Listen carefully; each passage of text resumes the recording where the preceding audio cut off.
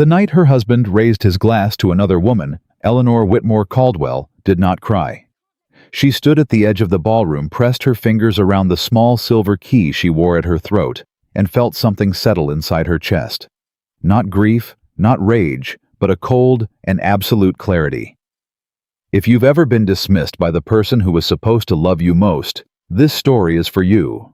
Subscribe to our channel, follow Eleanor's journey all the way to the end, and drop a comment telling us what city you're watching from. I want to see how far this story travels. The summer of 1818 was the hottest anyone in Harrowfield County, Virginia could remember. The kind of heat that pressed down on a body like a physical weight, that made the air above the dirt roads shimmer and bend, that drove men to roll their sleeves to the elbow, and women to fan themselves with whatever they could find. The kind of heat that shortened tempers and loosened tongues, and made people say things they might otherwise have kept tucked behind their teeth. It was the kind of summer people remembered for a long time afterward, not because of the heat, because of Eleanor. She had come to Caldwell Manor 8 years before as the daughter of James Whitmore, the most successful mill owner in 3 counties. Her father had built Whitmore Mill from a single water wheel and a borrowed mule into an operation that employed 200 men and produced more lumber and grain than any competing operation between Richmond and the Blue Ridge foothills. He had given Eleanor everything he knew, every ledger, every contract, every handshake agreement, every lesson about when to speak and when to hold your silence, and how to tell the difference between a man who respected you and a man who merely needed you. He had also, upon his death in the winter of 1812, given her everything he owned, every acre of Whitmore land, every beam of Whitmore Mill, every binding legal agreement her family had signed over 3 generations, including the one that sat at the very foundation of Caldwell Manor itself, a document that almost no one in Harrowfield County had ever read, and that Eleanor's husband had certainly never thought to ask about. His name was Nathaniel Caldwell. He was 32 years old, broad-shouldered, dark-eyed, and possessed of the kind of certainty that came to men who had never once been seriously wrong about anything, or at least had never been forced to sit with the consequences of it. He came from a family that had held their position in Harrowfield County for 2 generations, and he wore that position the way he wore his coat, as though it were simply part of him, something he had been born into and would die inside of, without ever having questioned whether it fit. Eleanor had married him when she was 18. She had been by every account that anyone in Harrowfield County ever offered a good wife. She managed the household accounts with a precision that left the estate's creditors satisfied and the staff paid on time. She entertained when Nathaniel asked her to. She kept her opinions measured and her voice quiet in company.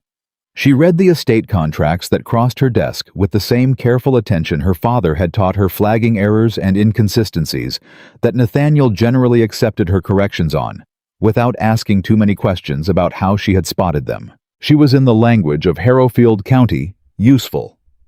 That was the word Nathaniel used. She had heard it from his mouth 100 times over 8 years, offered without cruelty, offered without particular affection, either the way a man might praise a reliable horse or a well-made set of field tools. Useful, competent, steady. She had told herself for a long time that it was enough. The night of the Caldwell Summer Gathering, the annual event that Nathaniel hosted every June, when half of Harrowfield County arrived at the manor with their best clothes and their best manners and their private knowledge of exactly who owed whom what, Eleanor understood finally that it was not. The gathering had been going on for 3 hours before Victoria Harrington arrived. She came in a hired carriage, which was itself a statement. Most of the guests arrived on horseback or in their own equipages, and the sound of a hired carriage pulling up the Caldwell Drive made heads turn before the door even opened.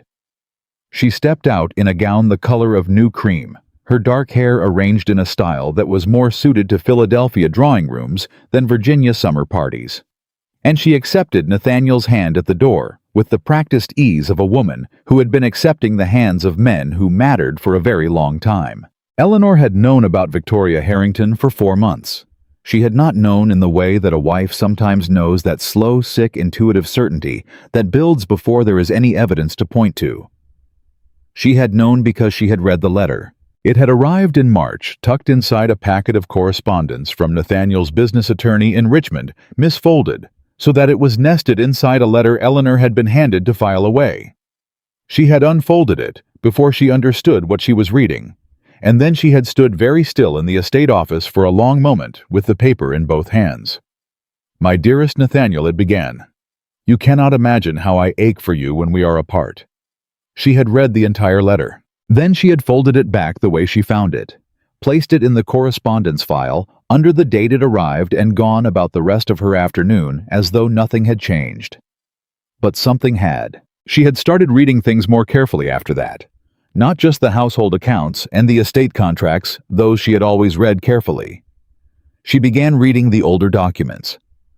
The ones stored in the locked cabinet in her late father's study, which had been her study since his death, which Nathaniel had never once asked to enter because he found accounting paperwork tedious and the smell of old ink disagreeable. What she found in that cabinet over the following months rearranged something in her understanding of her own life.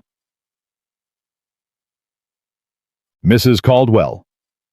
Judith, who had been the Caldwell household's senior housemaid for 11 years, appeared at Eleanor's elbow with a glass of lemonade that Eleanor had not asked for, but accepted because Judith had a gift for knowing what a person needed before they knew it themselves. "The gentleman from the Richmond land office arrived an hour ago," Judith said, keeping her voice below the noise of the gathering, which had grown considerably louder since Victoria Harrington's arrival. "He's waiting in the back parlor, ma'am. Says he has the survey documents you requested." "Thank you, Judith." "Shall I tell Mr. Caldwell?" "No," Eleanor said. "Don't trouble him. I'll see to it." Judith gave her a look, a long, careful look, the kind that contained 11 years of watching and not saying, and then nodded once and moved away. Eleanor set down her lemonade on the nearest table and was turning toward the hallway when she heard Nathaniel's voice rise above the general noise of the gathering in a way that made her stop. He was standing near the windows at the far end of the room, and he had an audience 3 of Harrowfield County's most prominent landowners, men who sat on the county council and whose opinions about a man's character had the weight of local law. He was speaking to them about something, and Victoria Harrington stood slightly to his left, her hand resting on his arm with the easy familiarity of a woman who did not feel the need to justify her presence anywhere. Eleanor could not hear the full conversation from where she stood, but she heard the words clearly enough. "Victoria understands what this county needs," Nathaniel was saying. "She has a grasp of social obligation that not every woman is capable of. My wife has always been more suited to the books. Eleanor is useful, but usefulness is not the same thing as standing gentleman. A man in my position requires a partner who can stand beside him, not simply behind his accounts." One of the council members said something that Eleanor could not make out. Nathaniel laughed. "Quite right," he said. "Quite right."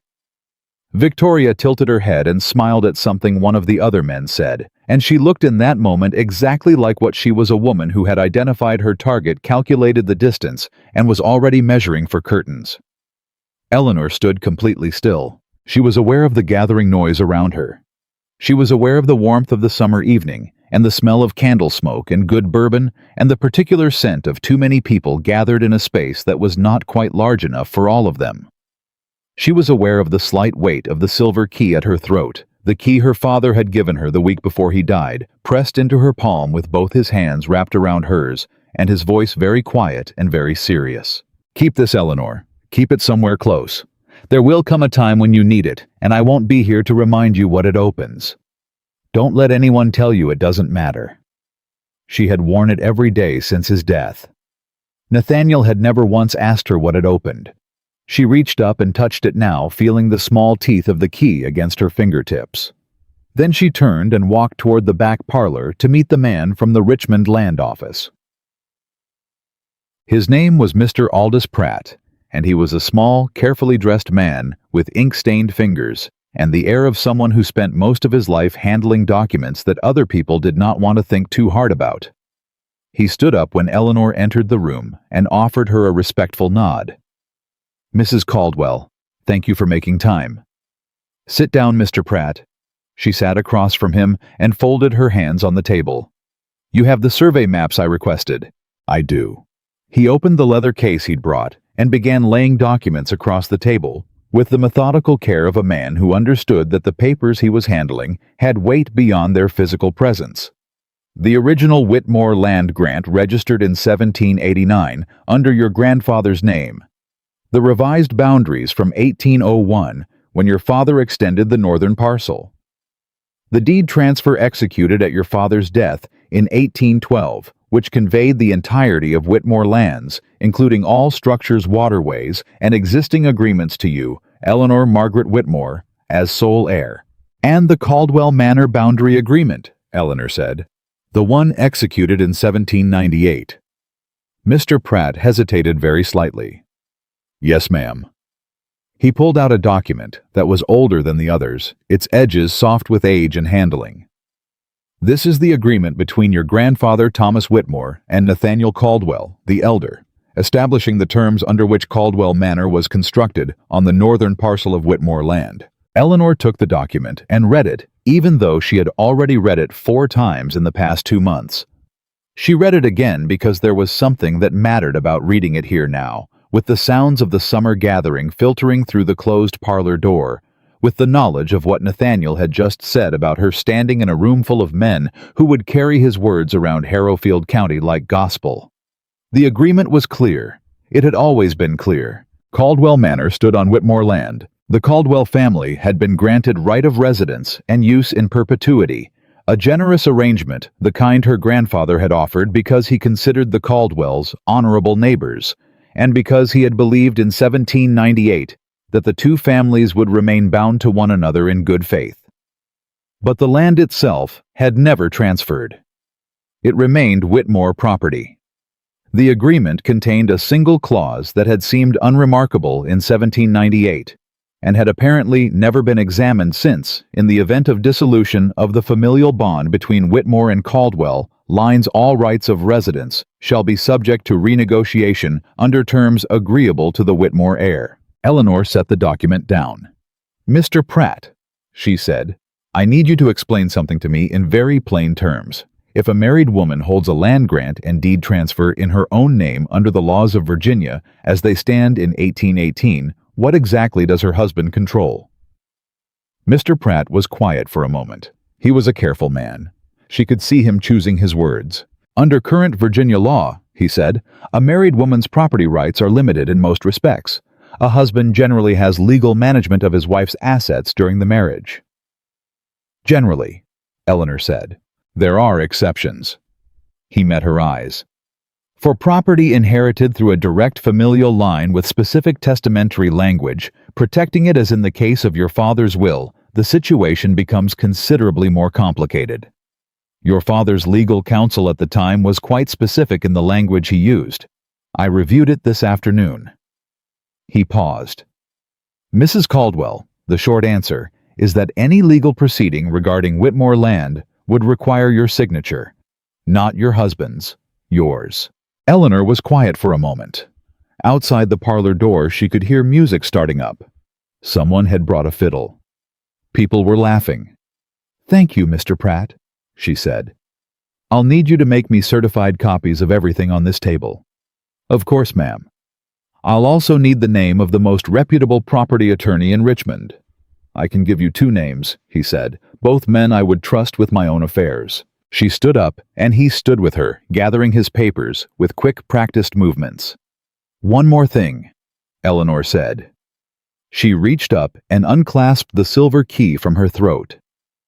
She turned it over in her hand, once looking at the small worn letters stamped into its head, W.M. for Whitmore Mill. My father's estate vault. Is the lock still registered to this key under the original deed filing? It is, Mr. Pratt said. The mill vault and all its contents are specifically enumerated in the deed transfer. The key is the legal instrument of access. Eleanor closed her fingers around the key. Good, she said. Thank you. Judith will show you out. She did not go back to the gathering immediately.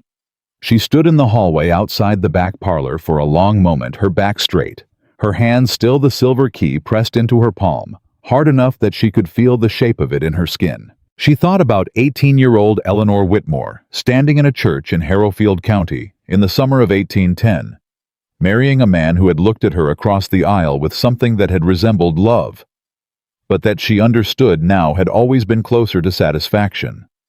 The satisfaction of a man who had acquired a very well-maintained piece of property and found it exactly as advertised. She thought about 8 years of ledgers, 8 years of contracts. She had reviewed errors, she had caught creditors, she had managed staff.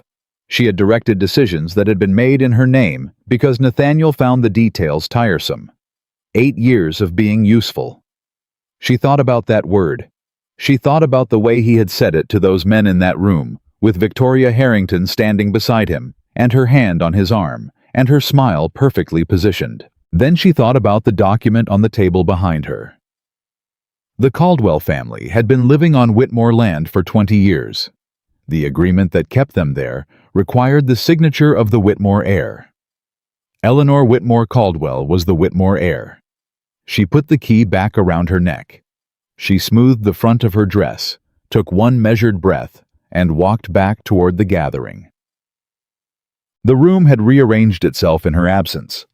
The music was louder now, and several couples had pushed back toward the walls to create a rough dancing space in the center of the floor.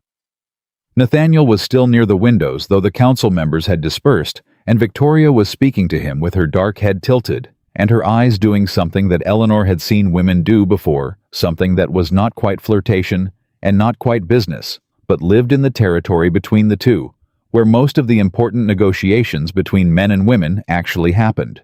Nathaniel was listening to her with his full attention. He had never, not once in 8 years, listened to Eleanor with his full attention. She understood that clearly now. Not with bitterness. She had moved past bitterness somewhere in the hallway between the parlor door and this room, and she did not intend to pick it back up. But with the clean, cold, necessary clarity of someone reading a document and understanding finally every word. She crossed the room. She did not make a scene. She did not raise her voice. She walked to Nathaniel's side and stood there, and she waited until a natural pause opened in his conversation with Victoria, and then she said simply and quietly, "Nathaniel, may I speak with you for a moment?" He turned to look at her with the expression of a man interrupted at something that mattered by something that did not. "Can it wait, Eleanor?" "We're in the middle of—" "It can wait," she agreed pleasantly. "I simply wanted you to know that Mr. Pratt from the Richmond Land Office has left certified copies of the Whitmore deed transfer in the back parlor. I'll be sending correspondence to a Mr. Harrison in Richmond tomorrow morning. When you have a moment, it might be worth speaking with your own attorney." Nathaniel stared at her. He had a particular look, she knew all his looks after 8 years, that came over his face when something had happened that he had not anticipated and did not yet understand.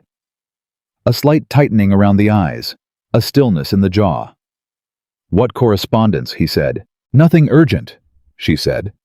"Just some property matters I've been reviewing." She looked at Victoria for a moment. A brief, level look, the kind that contained absolutely nothing hostile, and was for that reason considerably more powerful than hostility would have been. "Mrs. Harrington, welcome to Caldwell Manor." Victoria's smile did not waver. "Thank you, Mrs. Caldwell. It's a beautiful estate." "It is," Eleanor agreed. She touched the silver key at her throat, just briefly, just with the tips of 2 fingers, and then let her hand drop back to her side. "It has good bones." She turned and walked away. Behind her, she heard Nathaniel say something in a low, urgent voice. She did not hear what Victoria answered. She kept walking. But by the time the last carriage had departed the Caldwell Drive and the household staff had begun the quiet work of clearing glasses and folding linens, Eleanor was in her father's study, with the lamp turned up and the certified copies from Mr. Pratt spread across the desk in front of her. She was not planning revenge. She wanted that to be clearly understood. If anyone could have seen inside her that night, they would have found a woman who was measuring, calculating, building, in the same careful way her father had always done, the same way she had been doing since she was old enough to sit beside him at this same desk and watch him work.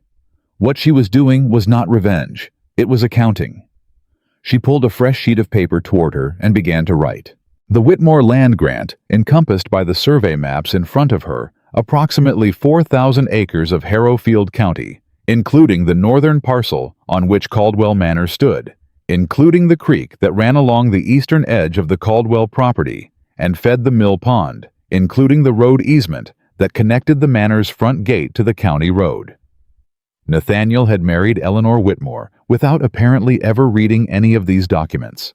His father before him had made the original agreement with her grandfather and had apparently believed, or perhaps preferred to believe, that the passage of time and the passage of a generation would make the terms irrelevant, would smooth them over the way that grass grows eventually over old fences. They had forgotten something Eleanor's father had told her when she was 12 years old, sitting beside him at this desk, while he reviewed a particularly complex agreement with a timber merchant who had tried to argue that a verbal promise superseded a written contract. "Paper doesn't forget Eleanor," he had said. "A man's word evaporates. A document holds." She wrote for 2 hours. She wrote a complete accounting of the Whitmore estate as it stood under her ownership. She wrote a summary of the 1798 agreement and its residency clause.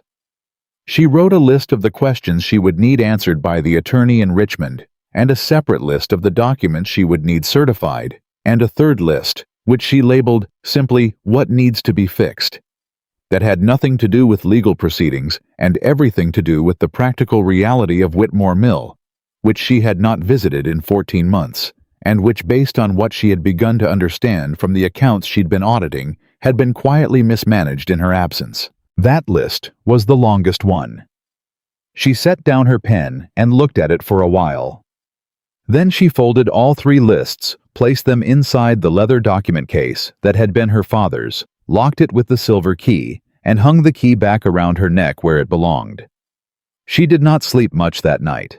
Not because she was crying. She wasn't crying. She was thinking. In the morning before Nathaniel was awake, before the household had fully come to life, Eleanor went to find Judith. She found her in the kitchen, already working, already moving through her morning routines with the quiet efficiency of someone who had learned long ago that the house did not wait for anyone's grief or confusion or rearranged plans. "Judith," Eleanor said, "I'm going to need the wagon this morning, and Thomas if he's available."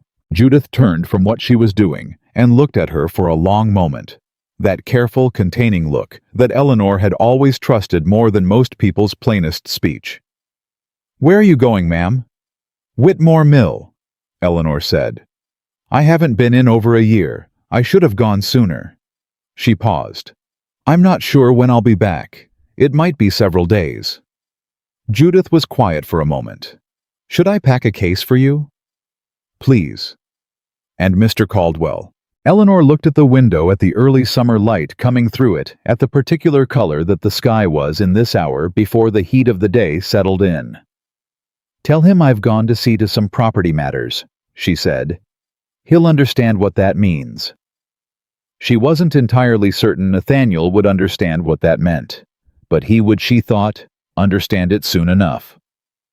The road to Whitmore Mill was 12 miles of mostly unpaved track that ran north from the manor through a stretch of mixed timber and farmland before dropping down toward the creek valley where her grandfather had first seen the waterfall that had given him the idea for the mill.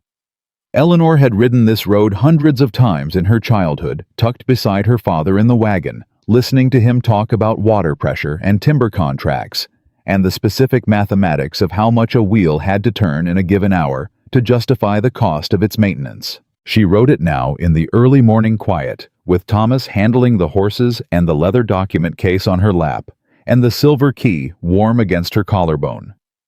She was thinking about what she had said to Victoria Harrington the night before. "It has good bones." It was what her father used to say about any property worth investing in. Not pretty, not impressive, not grand. Those things came and went, he always said. What you were looking for, what actually held, was good bones. Whitmore Mill had good bones. She was counting on it. When the wagon came around the last curve in the creek road, and the mill came into view. The long wooden structure straddling the creek, the wheel still turning slower than it should have been, with a sound that suggested at least one plank needed replacing. But turning, Eleanor felt something happen in her chest that was not quite the grief she had expected, and not quite the relief she had hoped for. It was something more like recognition, like coming back to a place that had, not contrary to everything that had changed around her, changed itself. She had been married at 18. She had left this place behind slowly, then completely, as the demands of the Caldwell household grew, and Nathaniel's expectation that she manage his affairs rather than her own had settled over her, the way those things settled gradually, then entirely, in such small steps that she had barely noticed each one. The mill wheel turned. The creek ran. The mill hands, she could see 3 of them near the main door, stopping in their tracks at the sight of an unfamiliar wagon, watched her approach with the particular expression of men who were not expecting anyone and had perhaps grown accustomed to not being expected upon. Thomas pulled the wagon to a stop. Eleanor stepped down without waiting for assistance, the document case under her arm, and walked toward the men. "Good morning," she said. "I'm Eleanor Whitmore Caldwell. This mill belongs to me. I'd like to speak with whoever is managing operations, if you'd be so kind." The 3 men looked at each other. Then one of them, a big weathered man with a beard gone gray at the edges, straightened up and pulled his hat from his head. "Ma'am," he said. "I'm Walter Grimes. I've been keeping things running best I can." He paused. "We weren't expecting you." "No," Eleanor said. "I imagine you weren't." She looked at the mill. She looked at the wheel. She looked at the warped timber above the main door that someone had braced with a crossbeam that was itself beginning to show strain, and the netting on the east-facing windows that had come loose at 2 corners and was letting in everything the netting was supposed to keep out, and the mud tracked across the threshold of the counting room door that told her the counting room had not had a proper floor treatment since at least last autumn. "Walk me through the operation, Mr. Grimes," she said. "Start with whatever you think I need to know first." He looked at her again, the look of a man trying to gauge how much truth a person actually wanted when they said they wanted the truth. Eleanor met his eyes steadily. "All of it," she said before he could decide to soften anything. "I want all of it." He put his hat back on his head. "Yes, ma'am," he said. "I reckon you'd better come inside then." She followed him through the door. Behind her, the mill wheel turned steady and slow and persistent, doing the work that it had been built to do, the same work it had been doing since before she was born. She intended before summer was out to see it turning the way it was supposed to. Everything else, Nathaniel, Victoria, the gathering, the words she had overheard, would have to wait its turn. The mill came first. It always should have. Walt Grimes did not soften anything. That was the first thing Eleanor respected about him. He walked her through the mill from the waterwheel housing to the back storage room with the blunt, unhurried honesty of a man who had been waiting for someone with authority to walk through that door for a long time, and had decided the moment he saw her face that she was worth the truth. He showed her the split timber in the east wall that had been patched twice with material that wasn't suited to load-bearing repair. He showed her the grinding stones that needed dressing, overdue by at least 6 months, grinding uneven, now producing flour with a grit in it that 2 of their regular buyers had already complained about. He showed her the account ledger that the mill's appointed manager, a man named Holt, hired by Nathaniel's estate steward 2 years prior, had left behind when he departed in April without notice and without settling the wages owed to 7 workers. 7 men, Eleanor said.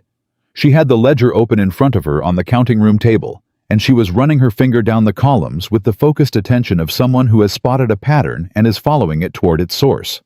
7, Walt confirmed. Some of them have families. They stayed because they didn't have anywhere better to go and because the mill is still turning. But ma'am, I won't lie to you, 2 more left last week. Said they couldn't keep working on promise. How much is owed in total? He told her. Eleanor looked at the number. It was not ruinous, not yet. But it was the kind of number that became ruinous if it sat for another month, because men who weren't paid didn't stay, and a mill that lost its workers lost its reputation along with its workforce, and a reputation once gone Cost 10 times more to rebuild than it ever cost to maintain. I'll need the name of every man who is owed wages, she said. And every man who left. If they're still in the county, I want to speak to them. Walt looked at her. You're going to pay them, he said. Of course I'm going to pay them. She closed the ledger. They worked. That's not a complicated moral question, Mr. Grimes. He was quiet for a moment. Then he said, The Caldwell steward, Mr. Fenwick. He came out here in May, said the mill accounts were being reviewed, and wages would be settled when the review was complete. Mr. Fenwick had no legal authority over this mill, Eleanor said. The mill is Whitmore property. It does not fall under the Caldwell estate accounts. Walt looked at her for a long moment. Does Mr. Caldwell know that? He said. It was a careful question. Not impertinent, just careful, the kind of question that a man asks when he is trying to understand the terrain before he puts his weight on it. Eleanor met his eyes. He will, she said. She spent 4 days at Whitmore Mill. She slept in the small manager's quarters above the counting room, which were spare and warm and smelled of cedar and old paper, and she worked from first light until the lamp oil ran low. She went through every document in the mill's filing cabinet. She interviewed every worker still on the property, sitting across from each of them at the counting room table, and asking the same questions she would have asked if she were auditing an estate. What is your role? What do you see every day? What is broken? What do you need? What have you been told that didn't match what you found? What they told her was a picture of systematic neglect that had the fingerprints of intention on it. Holt, the departed manager, had not simply been incompetent. Incompetence left a different kind of mess scattered. Inconsistent, the mess of a man who didn't know what he was doing. What Eleanor found in the Whitmore Mill accounts had a particular shape. Wages withheld, while timber sales continued to be recorded at full value, with the discrepancy quietly absorbed into a secondary ledger that didn't match the primary. Maintenance requests submitted and ignored, while the maintenance budget was recorded as spent. A contract with a Richmond lumber broker that had been renegotiated 6 months ago at significantly worse terms than the original renegotiated by Holt, without Eleanor's knowledge or signature, on the basis of paperwork that attributed him management authority he had never legally possessed. On the third evening, Eleanor sat with the lamp burning and the two ledgers side by side and worked out to the last dollar exactly how much had been diverted. Then she wrote a second letter to the attorney in Richmond. She also wrote a letter to Nathaniel. It was not a long letter. She had never been a woman who needed many words to say what she meant. Nathaniel, she wrote, I will be at the mill for a few more days. When I return, I would like to speak with you about the arrangement between Mr. Fenwick and the man he appointed to manage Whitmore Mill. I have found some accounting irregularities that require explanation. I am also enclosing a copy of my father's deed transfer for your review, along with the 1798 boundary agreement. I thought you might find it useful to have read these documents before we speak. Eleanor. She folded the letter, sealed it, and gave it to Thomas to carry to the manor. Then she went back to the ledgers. The first worker she paid was a man named Samuel Pruitt, 43 years old, a mill hand who had been at Whitmore since before her father died, and who had stayed through management change after management change, with the stubborn fidelity of someone who believed in the work itself even when the people overseeing it let him down. He came to the counting room on the morning of her third day, hat in hand, and sat across from her with the careful posture of a man who had been disappointed enough times that he had learned not to let his hope show too far in advance. Eleanor pushed the envelope across the table. He looked at it. He didn't pick it up. That's the full amount, she said. Wages owed through last month, plus 2 months additional as compensation for the delay. He picked up the envelope then. He held it for a moment without opening it. Why the extra? He said. Because you waited, Eleanor said. And because waiting costs something. Samuel Pruitt looked at her across the table for a moment, and something shifted in his face. Not dramatically, not theatrically, just the particular small shift of a man who has been carrying something heavy for a long time and has been told without fanfare that he can set it down. Your father was a good man, he said. He was, Eleanor agreed. You're like him. She didn't answer that. She wasn't sure she had earned it yet. But she noted it the way she noted everything and filed it carefully away. "I'm going to need experienced hands through the summer," she said. "If you're willing to stay on, I want you as floor supervisor. Walt will stay in his current role, but I need someone who knows the floor the way you do." Samuel was quiet for a moment. "What about Holt's replacement?" he said. "Is Fenwick sending another one?" "No," Eleanor said. "Fenwick is no longer involved with this mill." He looked at her. "You talked to Mr. Caldwell." "I've written to him," she said. "The matter will be settled when I return." Samuel nodded slowly. It was the nod of a man deciding to believe something, not because he had proof, but because the alternative was to stay exactly where he was. "All right, ma'am," he said. "I'll stay." She was reviewing timber contracts on the afternoon of her 4th day when she heard the sound of a horse coming fast up the creek road. She knew the horse before she saw it. She knew the way Nathaniel rode quick hard, the riding of a man accustomed to arriving at things rather than approaching them, who experienced distance as an obstacle rather than a transition. She closed the contract folder and set it to the side and waited. He came through the counting room door without knocking. "Eleanor." She looked up at him. He was dusty from the road, and his jaw was set, and his eyes had the particular focused quality they got when he was managing something he hadn't expected to need to manage. "Nathaniel," she said. "Sit down." He did not sit down.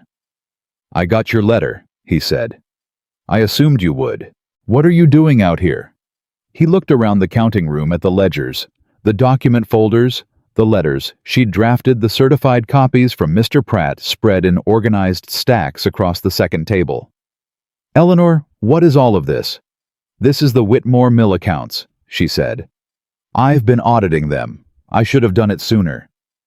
The mill accounts are handled by me," she said, and there was something in the way she said it, quiet, absolutely certain, with no edge of apology anywhere in it, that stopped him. He looked at her. "What did you mean in your letter about the boundary agreement?" "I meant that I have read it," she said. "Fully. Have you?" A pause. "My father handled—" "Your father made an agreement with my grandfather," Eleanor said. "That agreement was not a property transfer. It was a residency arrangement. Caldwell Manor stands on Whitmore land, Nathaniel. It has always stood on Whitmore land. The manor was built on a parcel that my grandfather leased to your father in good faith, and the terms of that arrangement transferred to me, along with everything else, when my father died." Nathaniel stared at her. She watched him process it.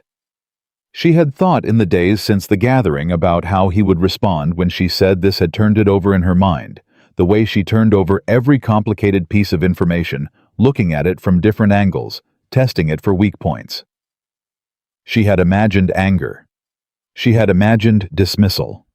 She had imagined the particular kind of contempt that came from a man who found an inconvenient truth and decided reflexively that its existence must be someone else's error. What she had not entirely expected was the silence. He stood very still for a long moment. "That can't be right," he said finally. "I have the documents," she said. "Mr. Pratt from the Richmond Land Office reviewed them personally. I also have the name of an attorney who has agreed to take a meeting with me next week." "An attorney?" He said it flatly. "You're consulting an attorney?" "I am. Without speaking to me first. I'm speaking to you now." He moved then, not toward her, but to the side. The way a person moves when they need to do something with their body because standing still has become impossible. He went to the window and stood there with his back to her for a moment, and she watched him and waited. "Is this about Victoria?" he said. It was such a small question. Such a precisely wrong question. Not because it wasn't part of it, because it was, but because it reduced everything she had been doing for the last 4 days, everything she had found and documented and calculated and planned, to a domestic dispute. To jealousy. To the kind of thing a wife did when her feelings were hurt. "No," she said evenly. "This is about the mill accounts showing a significant diversion of funds over the past 14 months. This is about 7 of my workers going unpaid while their wages were recorded as disbursed. This is about a manager appointed by your steward with no legal authority to operate this property. This is about me having been absent from my own inheritance long enough for considerable damage to accumulate." She paused. "Victoria is a separate matter." He turned from the window. "Eleanor, Nathaniel." Her voice was still quiet. That was the thing he could not seem to place. She was not shouting. She was not crying. She was not doing any of the things that would have given him a familiar shape to respond to. "I am not asking you to end anything. I am not asking you to explain yourself tonight. I am telling you as plainly as I can that I have spent 8 years managing your household and neglecting my own inheritance, and I am not going to do that anymore. The mill needs to be repaired, the accounts need to be corrected, and the workers need to be paid. I have begun all three. When those matters are settled, I will come home and we will have a different conversation." He looked at her for a long time. There was something working in his face that she had not seen before. Not guilt exactly, not yet, but something that was perhaps the first movement toward it, the first hairline fracture in the certainty that had always held everything in place. "You're serious," he said. "I have always been serious," she said. "You simply weren't paying attention." He left an hour later. He did not ask her to come back with him. She did not offer. She went back to the contracts. She came home on the 5th day, and the manor was different. Not in any visible way. The household was the same, the staff were the same, the summer heat pressed on the same way it had been pressing all week. But the quality of the air inside the house had changed the way air changes after lightning passes through it, carrying the memory of what it just held. Nathaniel was at his desk when she arrived. He did not come to meet her. She did not go to him. She went to her father's study, opened the window, and sat down to write to the attorney in Richmond. Judith appeared in the doorway 20 minutes later. "Mrs. Caldwell." "Come in, Judith." The older woman crossed the room and closed the door behind her. That told Eleanor something. Judith only closed doors when she had something to say that required the door to be closed. "There's been a visitor," Judith said. Eleanor looked up. "Mrs. Harrington came by yesterday morning," Judith said.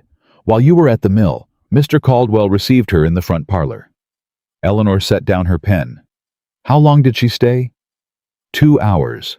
Eleanor was quiet for a moment.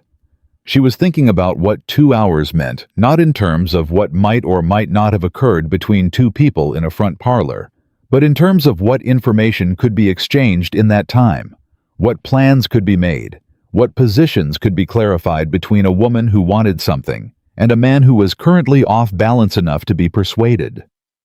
"Did Fenwick come?" she asked. Judith hesitated. "Yes, ma'am, in the afternoon. He and Mr. Caldwell were in the estate office for about an hour." Fenwick, the steward who had appointed Holt to manage the mill. The steward whose name appeared, if Eleanor was reading the secondary ledger correctly, in connection with at least 2 of the diverted timber payments. "Thank you, Judith," she said. "Ma'am." Judith moved toward the door, then stopped. "There's something else." "Tell me." "The girl who works the front gate, Bess, she's been here 4 years, good girl. She said Mrs. Harrington when she was leaving, she said something to her driver. Bess wasn't meant to hear it." Judith's hands were folded in front of her, very still. "She said it won't be long now." The room was quiet. Eleanor picked up her pen. "Thank you, Judith," she said again. "That's very helpful." The letter from her cousin arrived 3 days later. She had not been expecting correspondence from Charles Whitmore. She had not spoken to him in over a year, had not, if she was honest with herself, thought much about him at all, which she recognized now as a lapse in judgment she could not entirely afford. Charles was 38 years old and had grown up in the distant but present awareness that his branch of the Whitmore family had once expected to inherit considerably more than they had received when Eleanor's grandfather had settled his estate on his son Eleanor's father and left Charles's father with a smaller parcel that had since been sold. It was an old grievance, the kind that families either let go of or carry for so long that it becomes part of their identity. Charles had carried it. She opened the letter. "Dear Eleanor," he had written, "I am writing as a concerned kinsman. I have become aware that you are consulting attorneys regarding the Whitmore estate holdings, and I wish to draw your attention to certain provisions in our grandfather's original land grant that I believe have been overlooked in the recent deed assessments. As the male heir of the senior Whitmore line, I believe there may be grounds to revisit the terms of the 1812 transfer. I hope we might meet to discuss this before legal proceedings become necessary. Your cousin Charles Whitmore. Eleanor read the letter twice. Then she held it for a moment, considering what it told her. Not just what Charles had written, but the fact that he had written it now, this week, this particular week, when she was already consulting attorneys, and when Fenwick had met with Nathaniel, and when Victoria Harrington had sat in the Caldwell front parlor for 2 hours, saying whatever Victoria Harrington had decided to say. The week after she had made it clear for the first time in 8 years that she intended to pay attention to her own affairs. They had not wasted any time. She put the letter in the document case with the others, locked it, and went to find Samuel Pruitt. "I need to ask you something," she said. She had found him at the mill. She had been making the 12-mile ride every other morning since returning to the manor, partly because the repairs required oversight, and partly because the mill was the kind of place that made her think clearly in a way the manor had never quite managed. "And I need you to answer me honestly." Samuel Pruitt looked at her from across the workbench where he'd been inspecting the grinding stone mechanism. She had noticed the ability to give her his full attention without making a performance of it. He simply stopped what he was doing and looked at her and waited. "Did anyone approach you?" she said. "In the past year, anyone from outside the mill about the property, about ownership or transfer, or whether there might be a legal question about who runs the operation?" He was quiet for a moment. "A man came," he said, "about 6 months back. I didn't know him. He said he was a property assessor, county business. He asked a lot of questions about who gave orders around here, who signed the contracts, whether Mrs. Caldwell was involved in the day-to-day. Did he give his name? Said his name was Briggs. But Walt thought he recognized him from Richmond. Said he'd seen him going in and out of a law office near the Capitol Square. Not a county assessor, a lawyer's clerk, or a lawyer himself." "What did you tell him?" "The truth," Samuel said simply. "That the mill belonged to the Whitmore heir, and that nobody'd been out to see to it in a year." He seemed to like that answer. Eleanor thought about Charles's letter.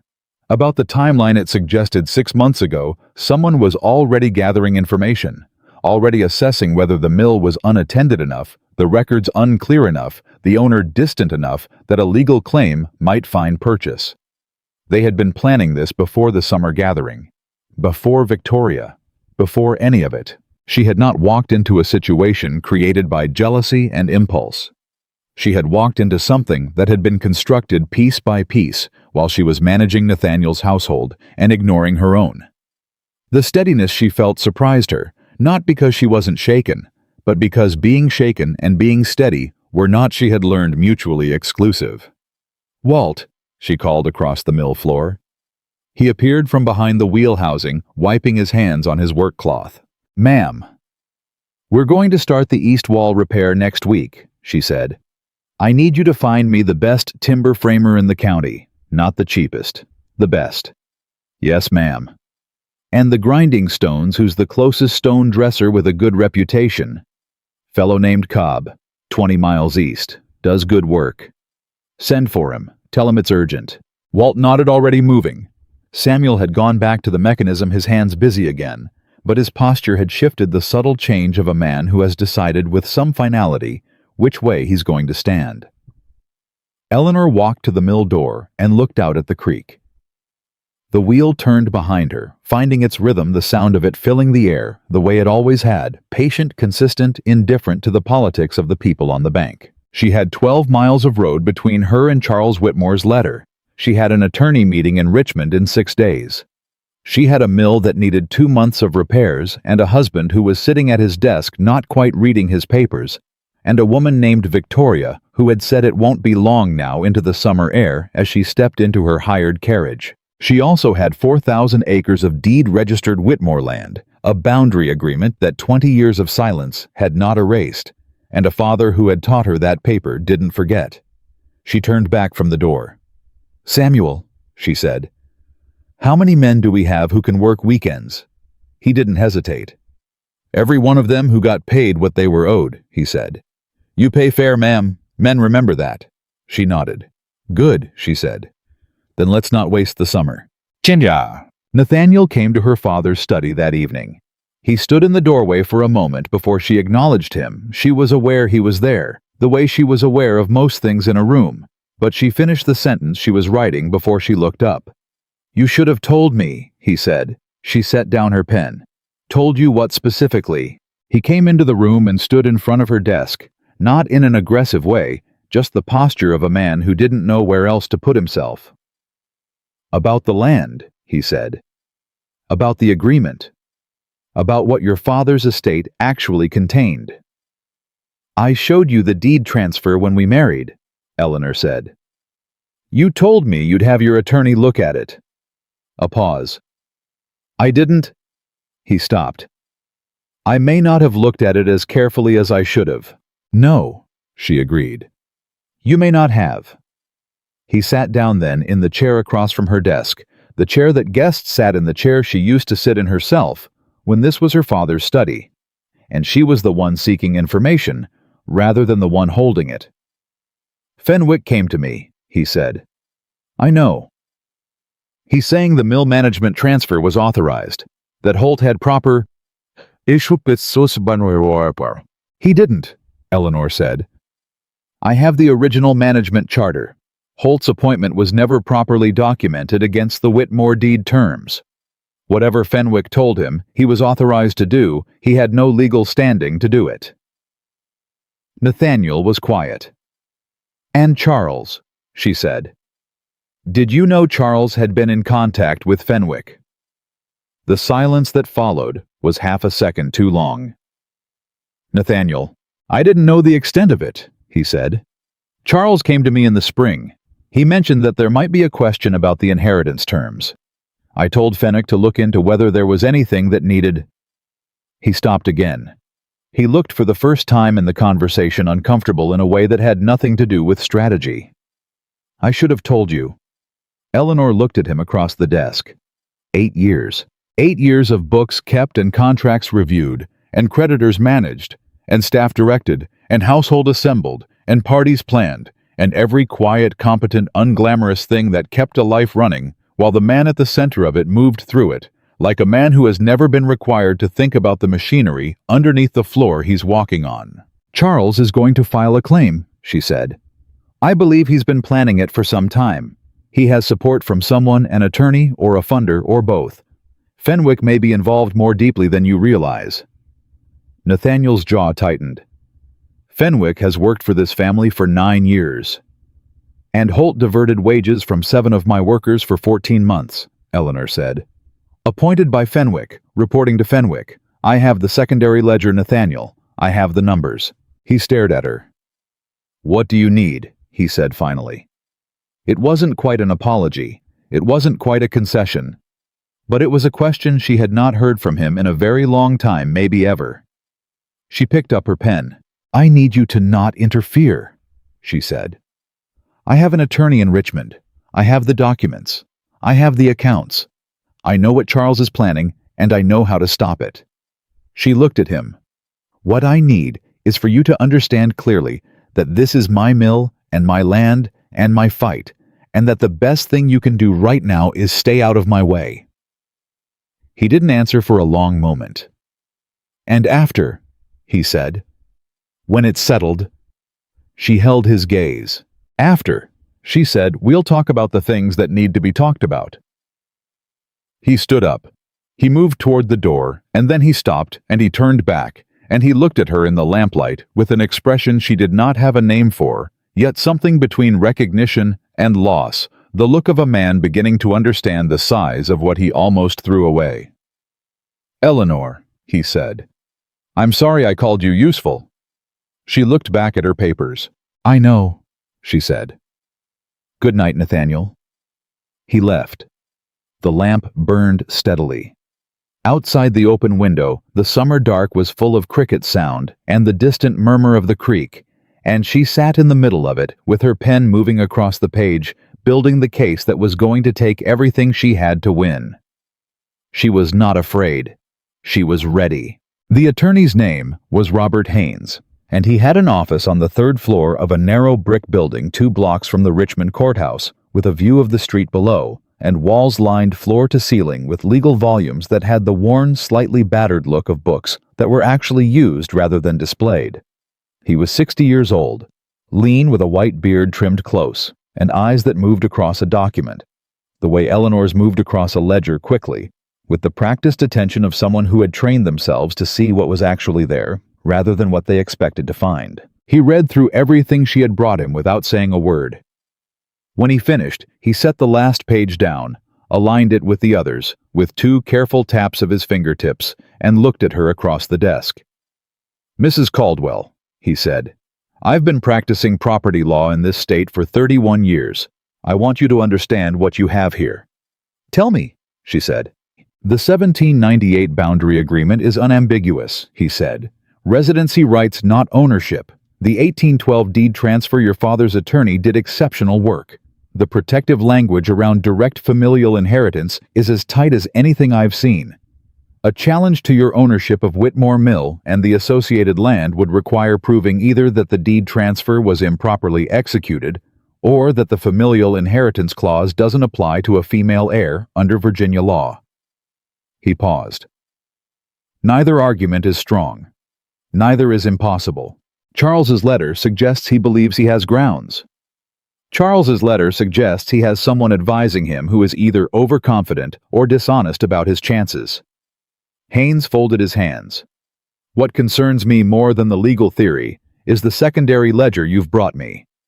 This is not just a civil property matter, Mrs. Caldwell. If these figures are accurate, what occurred at Whitmore Mill constitutes fraud."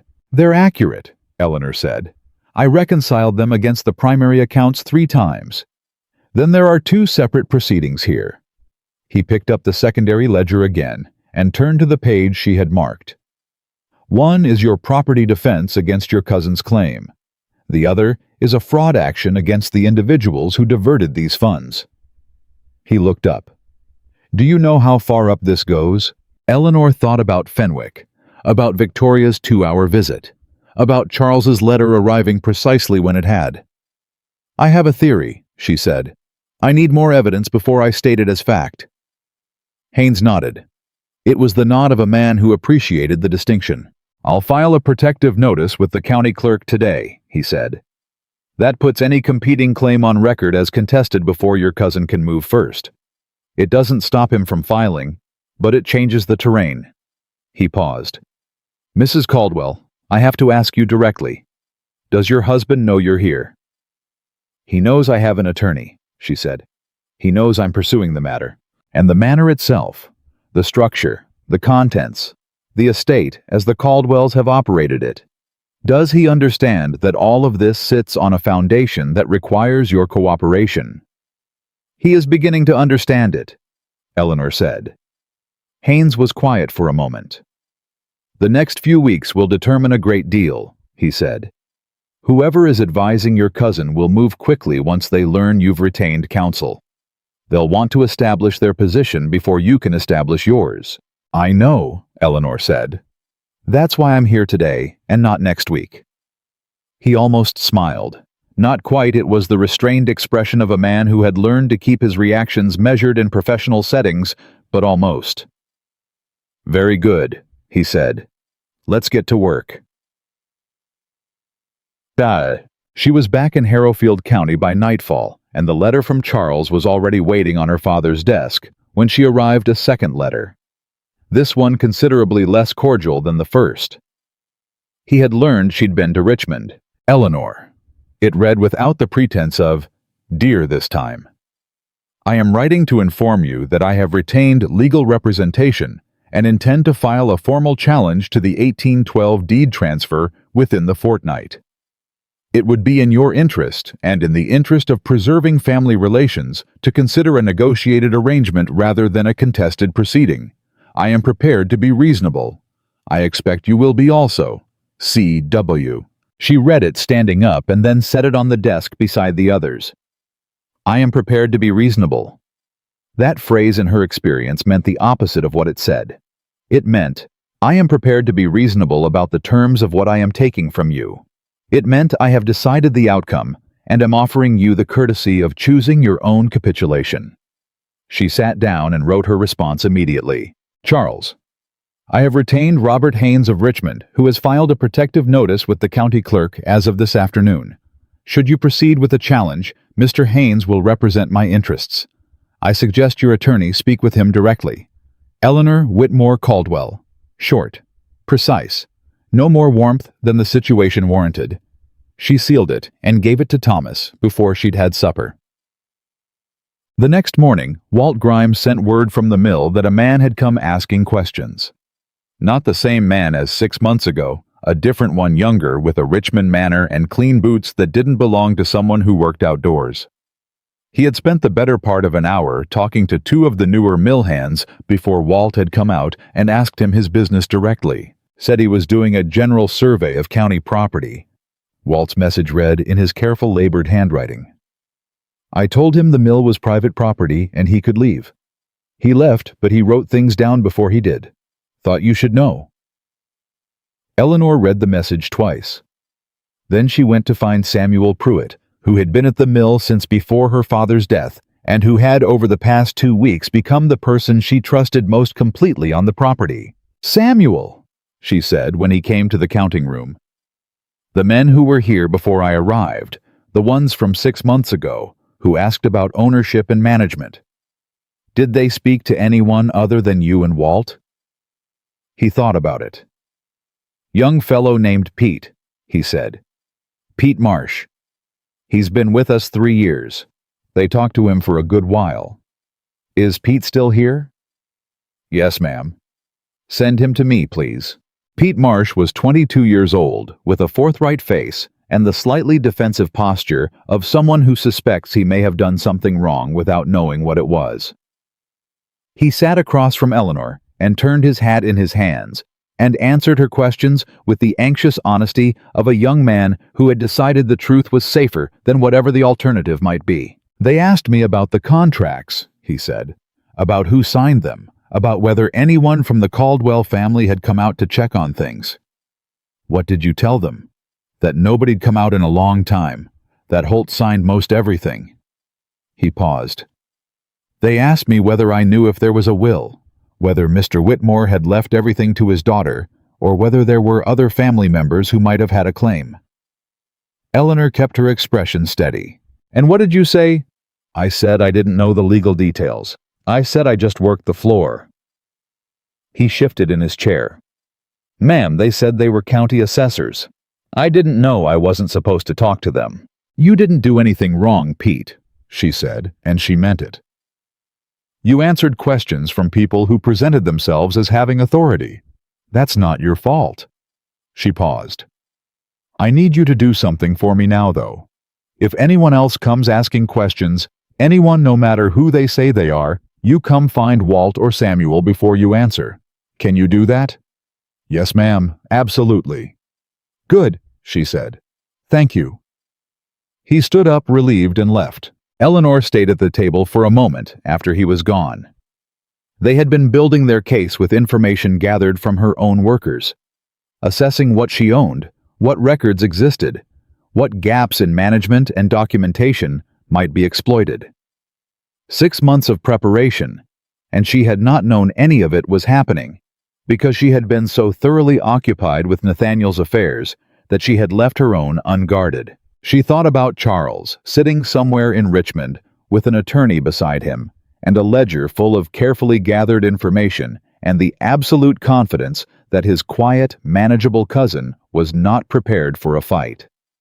She thought about what it would mean for him to be wrong. She returned to the Manor that afternoon to find Victoria Harrington's carriage at the front gate. Not pulled up to the door parked at the gate with the driver standing beside it and Victoria herself standing at the bottom of the front walk, speaking to Nathaniel with an urgency that Eleanor could read from 20 yards away without being able to hear a word. Eleanor watched them from the road for a moment before Thomas brought the wagon through the gate. Nathaniel saw her first. Something shifted in his posture, a slight straightening, the adjustment of a man who has been caught in a position he didn't plan to be caught in, even if the position itself wasn't wrong. Victoria turned. She was composed immediately. Eleanor gave her that she was very good at composure. She had the face of a woman who had practiced never being visibly surprised. Eleanor got down from the wagon. "Mrs. Harrington," she said. "Mrs. Caldwell." Victoria's smile was the same smile she'd worn at the gathering, pleasant-positioned, giving nothing away. "I was just leaving." "You don't have to leave on my account," Eleanor said, which was exactly the kind of thing that was true enough to say, and unsettling enough to land precisely where it was meant to. Victoria looked at her for a moment. Then she looked at Nathaniel. Something passed between them. Eleanor didn't know what exactly, and didn't need to. Whatever it was, it confirmed what she already understood. Victoria had not come to visit a lover. She had come with information or instructions, or both. This was not a woman conducting a romance. This was a woman managing a situation. "I'll call again when it's more convenient," Victoria said. She nodded to Nathaniel, gave Eleanor a brief measuring look that was the most honest thing Eleanor had ever seen her do, and walked back to her carriage. The driver moved. The carriage pulled away. Nathaniel watched it go. "She came to warn me," he said without turning. "Charles filed this morning. He didn't wait for the fortnight." Eleanor had expected this. "Mr. Haynes filed the protective notice yesterday. She said Charles has a witness." Nathaniel turned then. "Someone who claims your father's will was signed under duress." Eleanor stood very still. "Whose name?" she said. "She wouldn't say. She said she thought you should know." He met her eyes. "Eleanor, I don't think Victoria is—" "I know what Victoria is," Eleanor said, "and I know why she came. If Charles wins this claim, the Whitmore land reverts to the Whitmore male line. If that happens, the 1798 boundary agreement becomes subject to renegotiation under terms favorable to whoever holds the land." She paused. Whoever holds the land would be in a position to offer or withhold the Caldwell family's right of residence. She watched him understand it. Not just that Charles was coming after her inheritance. That if Charles succeeded, the Caldwells lost their manor. That Victoria's investment in this outcome was not romantic. It was strategic. She was not trying to take Nathaniel from Eleanor. She was positioning herself to control the ground under his feet. "She wants the land," Nathaniel said. "She wants the position that comes with controlling the land," Eleanor said. "The title, the social standing, the permanence. She isn't interested in you, Nathaniel. She's interested in what you represent, and what you represent sits on Whitmore property." He looked at her. "You've known this," he said. It wasn't quite an accusation. It was more like the sound of a man adding up a column of figures and arriving at a total he should have reached weeks ago. "I suspected it," she said. "I know it now."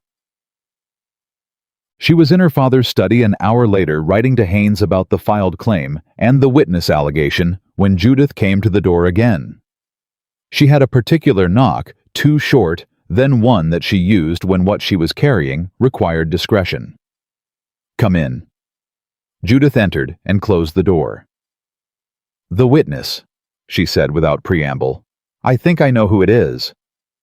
Eleanor set down her pen. "Fenwick," Judith said. "He was at Whitmore Mill the week your father died.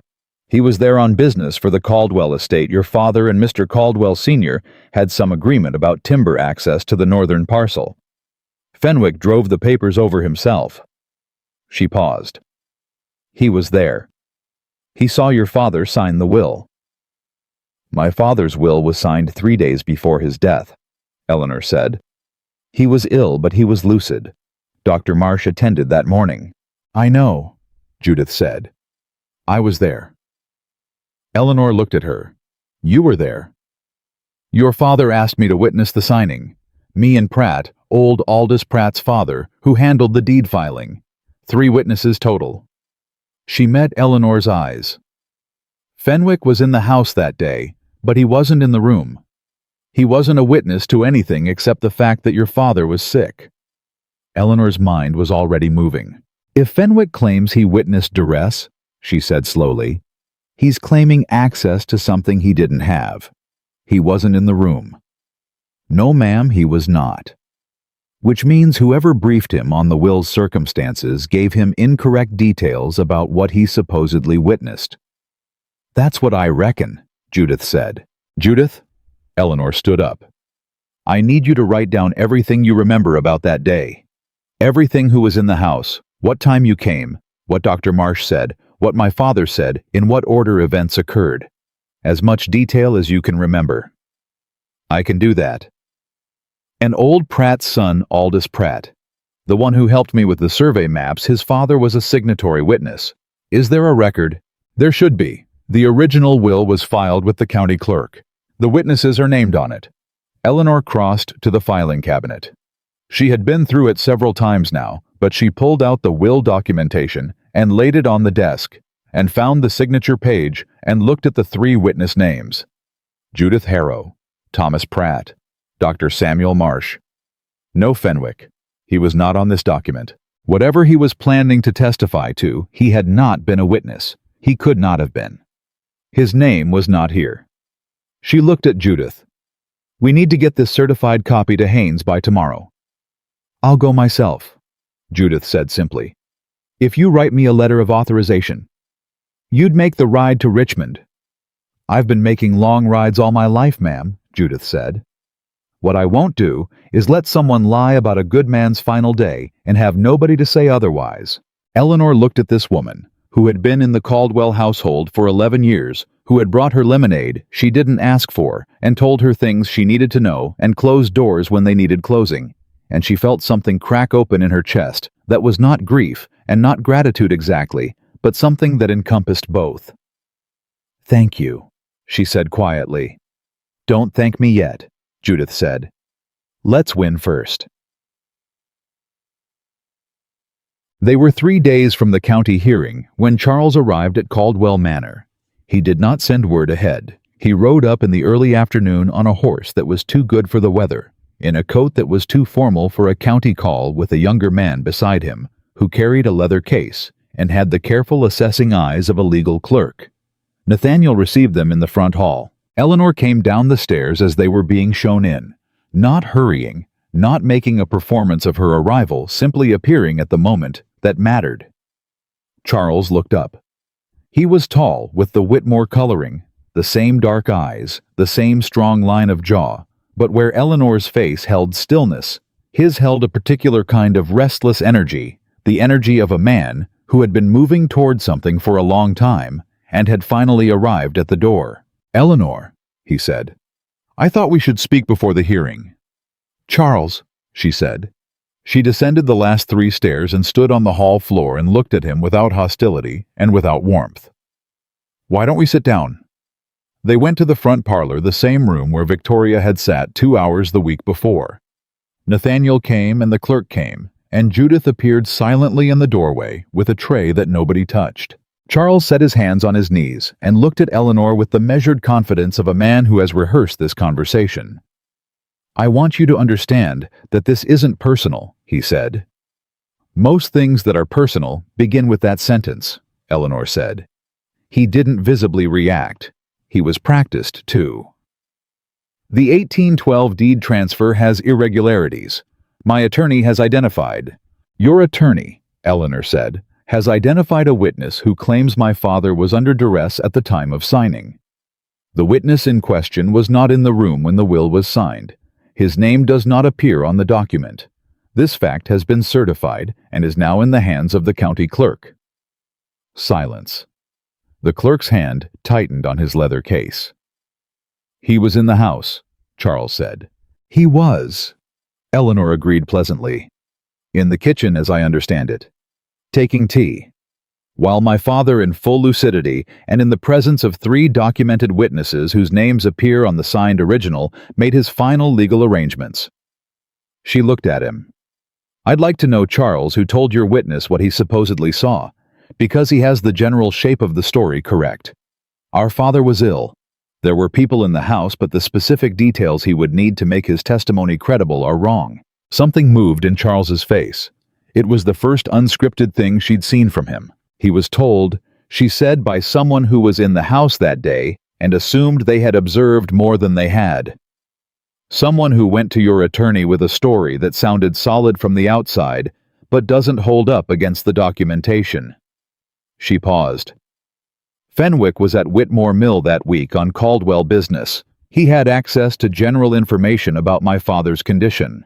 What he did not have was access to the will signing itself, and what he does not have, what no one who wasn't in that room has, is the ability to testify accurately to what occurred there. Charles looked at his clerk. The clerk gave him a very slight, very controlled shake of the head. It was the kind of gesture that meant, she's right. There are still questions about the deed terms, Charles said. His voice had changed, not broken, but shifted the way the air in a room shifts when something heavy has been removed from it. The male heir provision in the original land grant does not supersede a direct testamentary transfer, Eleanor said. Mr. Haynes has prepared a full brief on this point. The 1812 transfer was legally executed by a testator of sound mind, witnessed and certified, filed correctly with the county clerk, and consistent with Virginia law as it applies to direct familial inheritance with specific protective language. She paused. You can proceed to the hearing, Charles. You have every right to. But I want you to understand before you do that the case you came here with is not the case you'll have when Fenwick is asked to testify under oath and compared against the documented record. Charles was quiet for a long moment. The clerk opened his leather case, looked at something inside it, and closed it again. Who told you about Fenwick? Charles said. Someone who was actually in the room, Eleanor said. He looked at her, really looked at her for perhaps the first time in the conversation, as though he was setting aside the plan he'd arrived with and seeing what was actually in front of him. You're not going to settle, he said. I'm not going to be settled with, she said. There's a difference. He stood up. The clerk stood with him. I'll speak with my attorney, Charles said. He said it in the voice of a man whose attorney was going to receive a very difficult telephone call as soon as he was back on the road. That seems wise, Eleanor said. She did not stand. She remained seated, hands folded, watching him move toward the door, and there was something in the quality of her stillness that stopped him one more time at the threshold. He turned. Our grandfather would have wanted the land to stay in the family, he said. It was his last card. She could see it, the appeal to sentiment, to blood, to the idea that what he was doing was not greed, but heritage. It is staying in the family, Eleanor said. It's staying with me. I am a Whitmore Charles, not by marriage, not by arrangement, by birth and by law, and by the document our grandfather's son left in my hands. She met his eyes. That's what family means. He left without another word. Nathaniel was standing in the hallway when Charles walked out. He had stayed through the whole conversation without speaking, and Eleanor had been aware of him the entire time, aware of the particular quality of his attention, the way a person is aware of weather changing. When the front door closed behind Charles and his clerk, Nathaniel turned and looked at her. She had risen from her chair and was gathering the documents she'd brought down with her, moving with the focused efficiency of someone who has a great deal still to do and intends to do it. Eleanor, he said. She looked up. The man I had reviewing my estate accounts, he said. Fenwick. He stopped. I didn't know what he was doing. I believe you, she said. I'm not asking you to excuse it. Good, she said. Because I'm not excusing it. I'm simply telling you that I believe the specific involvement with Charles was beyond what you knew. She paused. What you did know was that Fenwick had authority over a property that wasn't his to manage, and you let it stand because it was convenient. He didn't flinch from it. That was something, the first concrete evidence she'd had in a long time, that the man she'd married was still somewhere inside the man he'd become. Yes, he said. I did. She picked up her document case. Mr. Haynes will be at the county courthouse day after tomorrow, she said. The hearing is at 10 o'clock. Charles may withdraw the claim before then, or he may not. Either way, I intend to be there. I'll come with you, Nathaniel said. She looked at him. Why? It was a real question. She wasn't testing him. She genuinely wanted to know what his answer was. what he understood his presence to mean at this point. He was quiet for a moment. "Because it's your fight," he said, "and I should have been standing beside you from the beginning. I know I wasn't. I can't change that. But I can be there now if you'll have me." She studied him. 8 years. The ledgers. The parties. The useful competence of a woman managing everything in the background, while the man in front had no idea what was holding the floor under his feet. She thought about what it would mean to say yes. Not just for the hearing, but for everything after it. The kind of marriage that came after this kind of reckoning wasn't the kind they'd had before. It was something harder and more honest, something that would require both of them to show up differently. She wasn't ready yet to decide whether that was possible, but she was willing to find out. "Come then," she said. "But understand this is my proceeding. Mr. Haynes speaks for me. You are there as my husband, not my representative." "Understood," he said.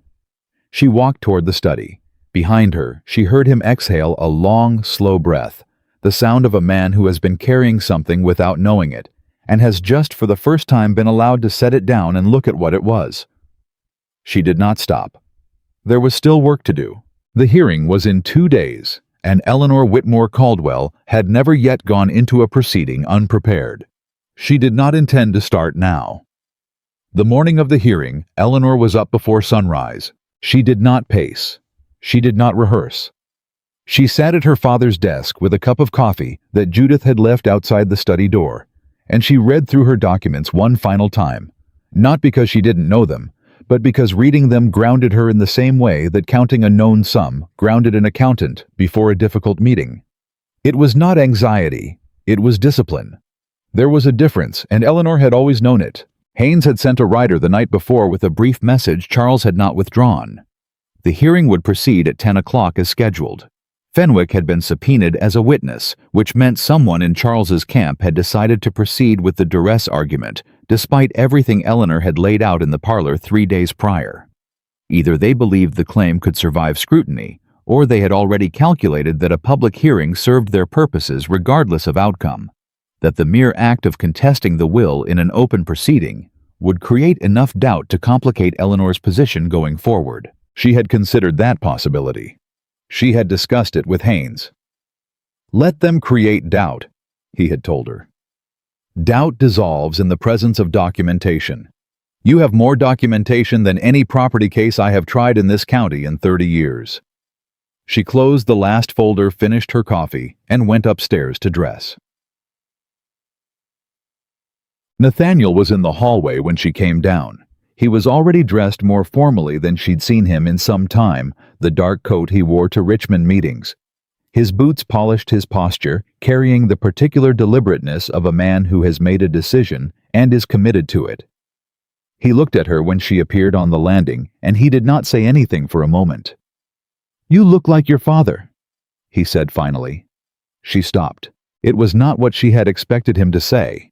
She didn't know what she'd expected, something useful, something practical, some acknowledgement of the day ahead. Not that.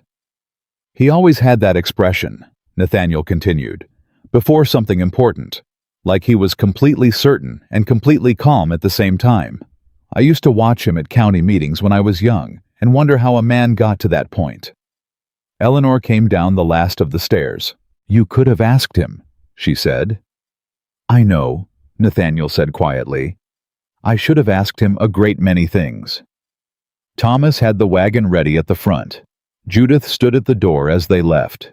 She had already given her written testimony to Haynes 2 days prior, had ridden to Richmond herself and delivered it in person, and had come back with the particular expression of a woman who has done something that needed doing and has no further patience for discussion about it. She pressed Eleanor's hand once at the door. "Steady," she said. "Always," Eleanor answered. The Harrowfield County Courthouse was a 2-story brick building on the main square that smelled of old wood and tallow candles and the specific accumulated gravity of decisions that had mattered to people. The clerk's office occupied the ground floor, and the hearing room was above it, with benches along the walls and a raised platform for the presiding magistrate and a table for each party's counsel. Eleanor had been inside this building exactly twice before in her life. Once when her father filed the deed transfer with the county clerk in January of 1812. She had stood beside him at the counter and watched the clerk stamp the document and hand over the certified copy and shake her father's hand, and her father had looked down at her and said, "That's yours now, Eleanor. Don't let anyone tell you it isn't." The second time was when she and Nathaniel had registered their marriage in 1810. She walked through the door now for the third time with her document case under her arm and Nathaniel beside her, and Haynes meeting her at the bottom of the stairs with his leather satchel and his careful eyes taking in the room above. "Charles is already here," Haynes said without preamble. "His counsel is a man named Garvey William Garvey Richmond, practice competent, but not exceptional. Fenwick is upstairs. I've confirmed he's been called as their witness." "Anyone else?" Eleanor said. "Harrington woman is in the gallery." Eleanor did not break stride. "Of course she is," she said. The hearing room was not full, but it was not empty. Harrowfield County had a particular relationship with proceedings of this nature. Property disputes between families of standing drew the kind of quiet, attentive audience that a county gathered around anything that might rearrange the map of who owned what, and therefore who held what kind of power. 6 or 7 men from the county landowning class sat along the benches, and 2 women Eleanor recognized as the wives of council members, and at the back, still and watchful, Victoria Harrington, in a gray dress that was almost but not quite plain enough to suggest she wasn't there to be seen. Charles sat at the plaintiff's table with Garvey beside him, and a composed expression that Eleanor noted was working considerably harder than it had been 3 days ago in the Caldwell parlor. He looked at her when she came in, and gave her the brief contained nod of a man performing courtesy in public. She nodded back. Equally brief, equally contained. She sat down. Haynes opened his satchel and began arranging documents in the order they had established the night before. Nathaniel took a seat in the gallery directly behind Eleanor's table, close enough to be visible, far enough to be correct. The magistrate arrived at 10 o'clock precisely. His name was Judge Aldrich Beaumont, 65 years old, white-haired, with a face that had long since settled into an expression of measured impartiality that Eleanor had heard described by Haynes as the most reliable in 3 counties. He was not swayed by social standing, Haynes had said. He was not moved by sentiment. He read documents, and he applied the law as it existed, and he made decisions that he could defend in writing to anyone who asked. He was exactly the kind of judge Eleanor needed. This hearing concerns a challenge to the deed transfer of the Whitmore estate executed January 1812 by James Henry Whitmore in favor of his daughter, Eleanor. "Margaret Whitmore," Beaumont said, settling his papers in front of him. "The claim is brought by Charles Addison Whitmore on the grounds of Mr. Garvey." "Improper execution, Your Honor," Garvey said, rising. "Specifically, we allege that the testator was not of sound, independent mind at the time of signing, owing to illness and undue influence by parties in attendance." "And your evidence for this allegation?" "Witness testimony, Your Honor. We have a witness who was present at Whitmore Mill on the day of signing and observed the testator in a condition inconsistent with full legal capacity." Beaumont looked at Haynes. "Mr. Haynes." Haynes rose.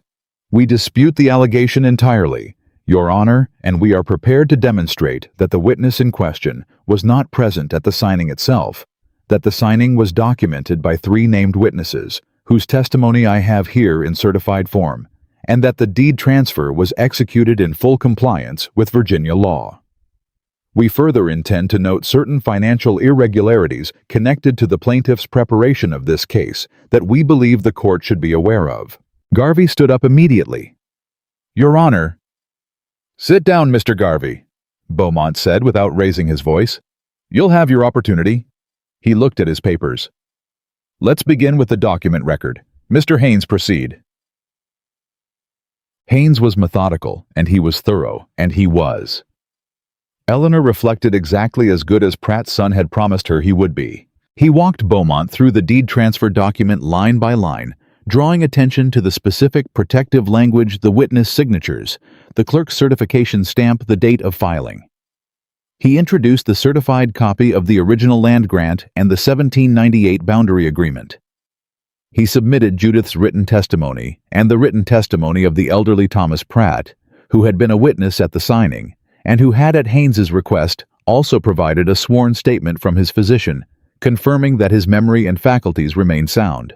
Then Haynes submitted the letter from Dr. Samuel Marsh, or rather, from Dr. Marsh's widow, because Dr. Marsh had died in 1815, but his wife had found his personal journal among his papers when she cleared his office, and in that journal dated the week of James Whitmore's death was an entry that Haynes read aloud in the hearing room while the gallery went very still. January 14th, 1812. Called to Whitmore Mill at the request of J. Whitmore. Patient alert and communicative respiratory distress significant, but mental clarity unimpaired. He asked me to witness a document signing. I did so. The man knew exactly what he was doing and who he was doing it for. Said to me after, "My daughter is the best thing I built in 70 years, Marsh. I'm not leaving her unprotected.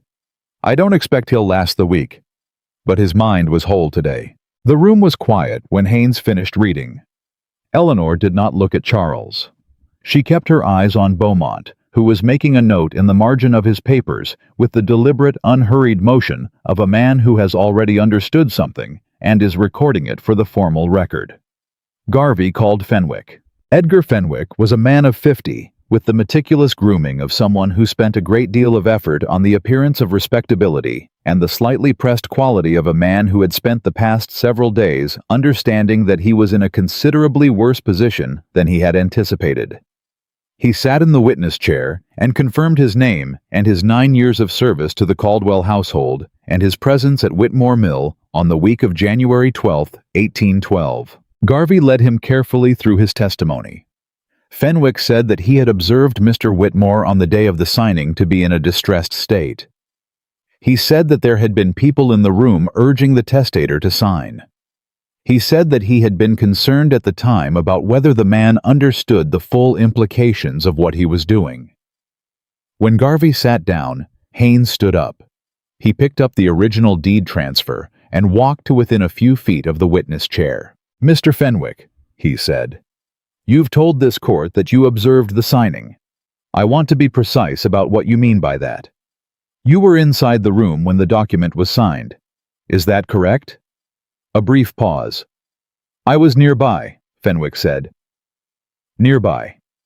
Haynes nodded as though he found this clarification helpful. "Can you tell me who else was in the room during the signing?" Fenwick hesitated. "There were several people present." "Can you name them?" Another pause. "There was a woman, a household servant, I believe, and the doctor." "Anyone else?" There may have been. May have been." Haynes turned to Beaumont. "Your Honor, I'd like to submit the witness signatures from the original deed transfer." He placed the document on the judge's table. The signing was witnessed by 3 individuals, Judith Harrow Thomas Pratt and Dr. Samuel Marsh. No other witnesses are listed. No other individuals are documented as present in the room. He turned back to Fenwick. "Your name is not on this document, Mr. Fenwick. Were you aware of that?" Silence.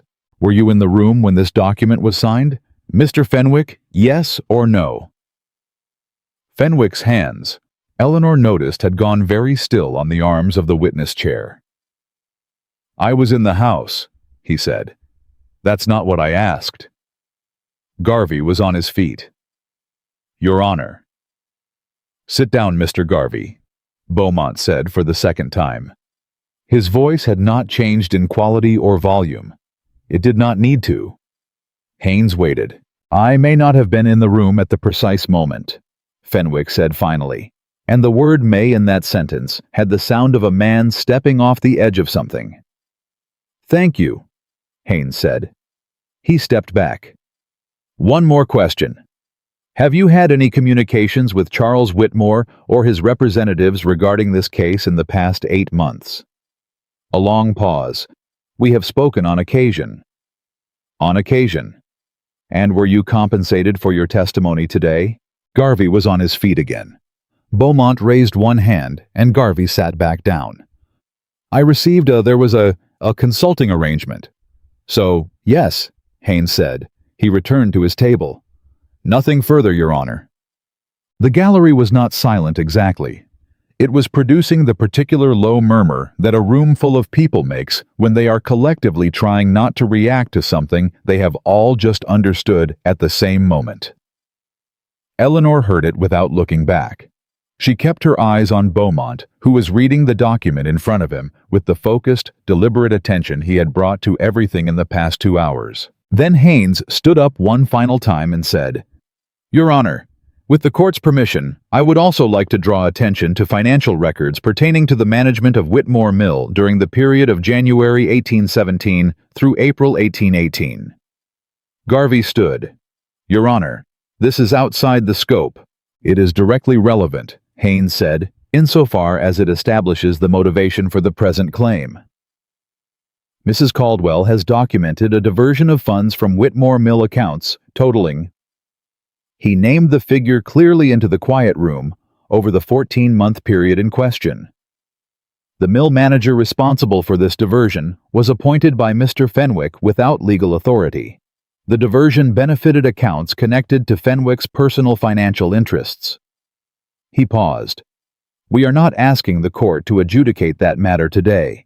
We are submitting it as context for why a competing claim to Whitmore land was filed at this precise moment by this precise claimant, supported by this particular witness." The murmur in the gallery was no longer low. Beaumont let it run for exactly 3 seconds before he raised his hand for quiet. He looked at Charles. Charles was sitting very still. Beside him, Garvey was leaning close and speaking in rapid, quiet words that Charles was not visibly responding to. Charles was looking at the table in front of him with the expression of a man who has arrived at a destination that is nothing like what he was told to expect. Beaumont looked at his papers. "I have heard sufficient testimony," he said. "This is not a close case. The deed transfer of January 1812 was properly executed, properly witnessed, properly filed, and is consistent with Virginia law in every respect. The witness testimony offered by the plaintiff does not support the allegation of duress. The witness was not present at the signing. His testimony regarding what he claims to have observed is inconsistent with the documentary record, and there is documented financial connection between the witness and the parties seeking to benefit from this claim." He set down his papers. "The challenge to the deed transfer is dismissed. The Whitmore estate, including Whitmore Mill, and all associated land enumerated in the 1812 transfer, remains the legal property of Eleanor Margaret Whitmore Caldwell." He looked at Fenwick, who had not moved from the witness chair. "I am also referring the question of compensation for testimony and the alleged financial irregularities in the mill accounts to the county's legal authority for further review." He stood. "We're adjourned." The room erupted not dramatically, not the way a room erupts in a theatrical performance, but in the specific layered way of a real place, where real people have just witnessed something that will be talked about at dinner tables and across back fences for months. Eleanor sat completely still at her table while it happened around her. Haynes put his hand briefly on her arm. "Well done," he said. She nodded. She became aware gradually of Charles standing up on the other side of the room. She turned her head and looked at him. He was not looking at her. He was looking at Fenwick, who had risen from the witness chair and was moving toward the exit with the rapid, compressed movement of a man who wants very much to be somewhere else. And there was something in Charles's expression. Anger, yes, but underneath the anger, something that looked almost like shame. The particular shame of a man who has just understood that he was not running his own plan. He had been used. She could see that he had just understood it too. The thought did not make her feel generous toward him, but it was something. She gathered her documents. She was reaching for the case clasp when she heard his voice behind her. "Eleanor." She turned. Charles stood a few feet away. Garvey had already moved off the rapid retreat of a professional who understands when a case is finished. Charles was alone, and he looked for the first time since he'd ridden up to the Caldwell Manor gate like himself, rather than like whatever version of himself he had decided to present. "I didn't know about the mill accounts," he said. "I want you to know that. What Fenwick was doing, I didn't know." She looked at him. "But you knew Fenwick's was involved," she said. You knew he had information and you used it. You didn't ask where it came from. He didn't deny it. No, he said. I didn't.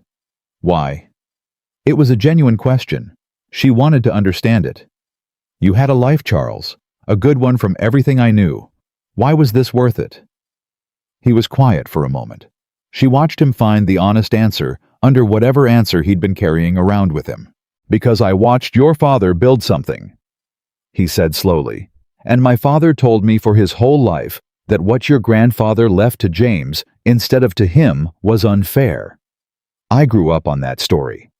I don't know how to tell you how deep a story goes when you hear it every day of your childhood. He paused. That doesn't make it right. No, Eleanor said. It doesn't. He looked at her for a moment longer. The land was always yours, he said. It sounded finally like something he meant rather than something he was performing. I think I knew that. I think that's part of what made it so hard. She didn't answer. He nodded once, put on his hat, and walked out. Nathaniel was waiting for her at the bottom of the courthouse stairs. Not in the gallery, he had come out ahead of her and was standing on the bottom step with his hat in his hands and his face turned toward the street. She came down the stairs and stopped beside him, and they stood there together for a moment without speaking. It's done, she said. Yes. He turned his head. Eleanor, I owe you. Not here, she said quietly. Not now. This isn't the moment. He accepted that. He put his hat back on. They walked to the wagon. The drive back to the manor was 12 miles, and they covered most of it in silence, but it was a different silence than the silences Eleanor had grown accustomed to over 8 years. Not the silence of two people who have run out of things to say to each other, but the silence of two people who are carrying something too large for words, yet who know the words will need to come, but have tacitly agreed to let the road pass first. About 4 miles out from the manor, Nathaniel said, "Tell me about the mill." She looked at him. "What do you want to know?" "Everything," he said. "What it needs. What you've done. What you're planning." He paused. "I should have asked years ago. I'm asking now." She looked at the road ahead. Then she began to talk. She told him about the east wall repair that Walt had started, about the grinding stones that Cobb had dressed and reset and that were already producing cleaner flour than they had in 2 years. About the 7 workers she'd paid, and the 2 who had come back when they heard the wages were settled. About Samuel Pruitt, and the supervisory structure she was building, and the timber contract she was renegotiating with the Richmond broker, now that she had documentation that the previous terms had been improperly agreed to. She told him about what her father had built there. Really built, not just the physical structure, but the reputation, the relationships with workers and buyers and county officials, the specific kind of trust that a business earned when it was run with consistent fairness over a long time.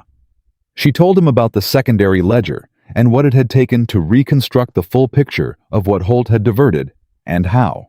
She told him about sitting in the counting room in the early morning quiet with the lamp burning and the documents spread around her, and feeling for the first time in years like herself. Nathaniel listened. He asked questions. Real questions, specific ones, the kind that required understanding what she'd already said before asking the next one. He did not interrupt. He did not redirect. He did not even once offer an opinion about what she should do that she hadn't asked for. She had not had a conversation like this with him in so long that she had genuinely forgotten it was possible.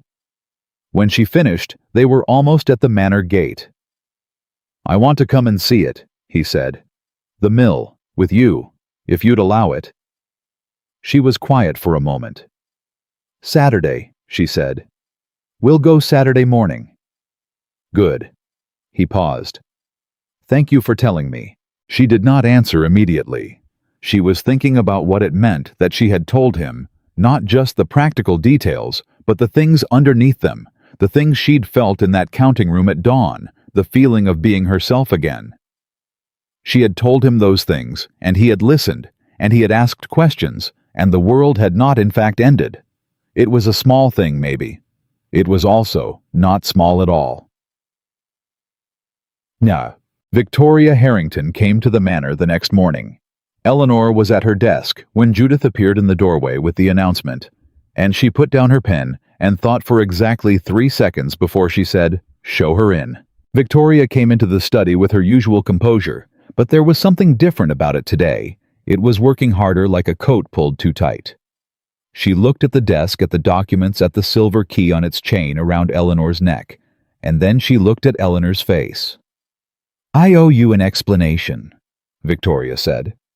Eleanor gestured to the chair across the desk. Victoria sat down. She folded her hands in her lap, and she took a breath, and she began. She told it plainly, which Eleanor had not entirely expected, and which she found as the story unfolded, she respected despite everything. Victoria had met Charles Whitmore in Richmond 8 months ago at a legal reception hosted by a mutual acquaintance. Charles had told her about the Whitmore land and his intention to challenge the deed transfer, and he had laid out a proposition: if she could develop a relationship with Nathaniel Caldwell, if she could position herself as a potential replacement for the current Mrs. Caldwell, it would serve 2 purposes. It would create pressure on Eleanor to settle, and it would give Victoria an entry point to the social and financial position she had been working toward since her husband's death 3 years prior had left her with a good name and very little else. "Nathaniel is a good man," Victoria said, and Eleanor noted the correction, the present tense, what it meant. "I don't think he would have gone through with it. Not entirely. He cared for you more than he let himself know." "That's not absolution," Eleanor said. "No," Victoria agreed. "It isn't. I'm not asking for absolution." She paused. "When I came to the manor last week, what I told Nathaniel about Charles' filing, I told him because I had decided I didn't want to be part of it anymore. Charles had made promises about what I would gain from this arrangement that I had begun to understand he could not keep, and what Fenwick had been doing with the mill accounts. When I understood the full scope of it, I didn't want my name anywhere near it." "You protected yourself," Eleanor said. "Yes." Victoria met her eyes. "I did. I'm not pretending otherwise. But I also told him the truth because it was the right thing, and I knew it would help you." Eleanor looked at her. There was something almost admirable about the clarity of it. No false sentiment, no performed regret, just the clean acknowledgement of a woman who had made calculated choices and was prepared to own them without dressing them up as something else. "What do you want from me?" Eleanor said. Victoria's composure shifted just slightly, just enough to show what was underneath it. "Nothing," she said. "I wanted to tell you myself. I didn't want you to hear it secondhand and think I'd said nothing at all." She paused. "I underestimated you. I thought you were what Charles described, a quiet woman who kept to her books and would fold under pressure. I was wrong, and I knew I was wrong the night of the gathering when you touched that key and walked away." The silver key. Eleanor looked at her for a long moment. "I don't require anything from you, Mrs. Harrington," she said finally. "I have what I came for. What you do next is your own affair." Victoria nodded. She stood. At the door she paused.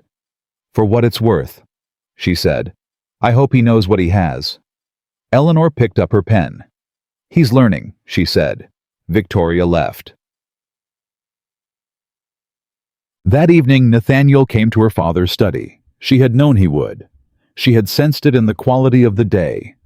The particular held quality of a day that is waiting for something to happen after dark when the house is quiet. He came in and sat down in the chair across from her desk without being invited, which was something he had never done in this room before, and it told her something, that he had stopped waiting for permission, that he understood something new about what this room was and who it belonged to. She set down her pen. He was quiet for a moment. He was looking at his hands the way a man looks at something when he is gathering himself for something that matters. "I have been," he said slowly, "a poor husband. I want to say that without softening it, or qualifying it, or adding anything to it. I have been a poor husband, and you have been for 8 years, better than anything I deserved or recognized." Eleanor said nothing. "I didn't marry you for your land," he said. "I want you to know that. I didn't know about the boundary agreement. I didn't know the extent of what your inheritance actually meant. But I also didn't ask, and that's its own kind of failing, isn't it? I walked through a door that was held open by something I never looked at. Yes, Eleanor said. You did. I let you carry everything, he said. The house, the accounts, the social obligations, the staff. Everything that made our life function. And I called you useful, which was the most insulting thing I could have said without knowing it was insulting, because it reduced all of that to a service, to something I consumed without thinking about its source. She was watching him. She was watching him very carefully, the way she watched everything, looking for the place where the genuine thing ran underneath the performed thing. She had been watching it all day, through the courthouse, through the drive home, through this evening. She was still watching. She found it. It was in the slight unsteadiness in his voice when he said useful.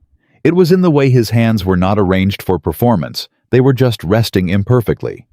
The way a person's hands rest when they are not managing how they look. It was in the fact that he had sat down in this chair tonight not to negotiate or to resolve or to move toward a conclusion, but simply to say what was true.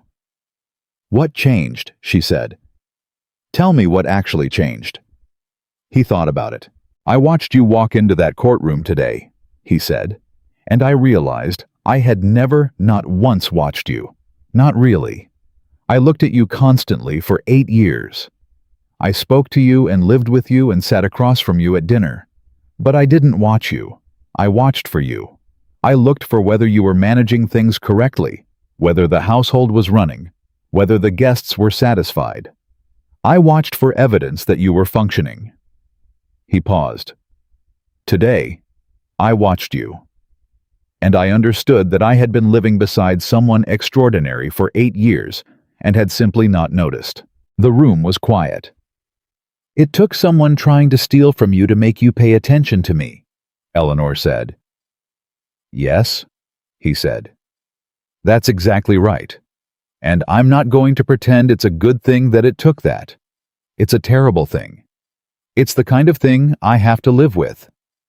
She picked up the silver key at her throat and turned it between her fingers, feeling the worn letters, the small teeth, the familiar weight of it that she had carried every day for 6 years. My father told me the night he gave me this, she said, that there would come a time when I needed it. He said he wouldn't be there to remind me what it opened. She paused. I thought he meant the vault, the mill, the legal document in the filing cabinet. And, Nathaniel said, I think he meant something else too, she said. I think he meant that there would be a time when I needed to remember who I was, what I was made of. She looked up at Nathaniel. He knew. He knew what marriage to a man like you, like the man you were, would cost me over time. He was trying to make sure I didn't lose the thread entirely. Nathaniel was very still. Did you? He said. Lose it? Almost, she said. Not quite. He breathed in and out. Eleanor, he said, I am not asking you to forgive me tonight. I'm not asking for anything tonight. I want you to know that I understand, for the first time truly understand, what I almost allowed to happen and what it would have cost, and that the cost would have been the best thing in my life. He met her eyes. I know that trust cannot be rebuilt in a conversation. I know it takes time and evidence and patience, and I know I have no right to ask you for any of those things. But I want you to know that if you are willing, if there is any part of what we had that is worth the work, I will do the work. Not because you need me to, because I want to. Because for the first time in years, I understand the difference. She studied him. The lamp burned steadily between them. She thought about 18. She thought about 8 years. She thought about the gathering and the key and the counting room at dawn and the courthouse today and the drive home when he had listened, truly listened to everything she had to say. She thought about what it would require. The kind of marriage that came out the other side of this, if there was an other side, was not the one they'd had. It was something harder to build and more worth having. It required both of them to be different. It required her to let him try without guaranteeing the outcome. It required her to trust the process before she could trust the result. She was not, she realized, unwilling. She was cautious. She was watching.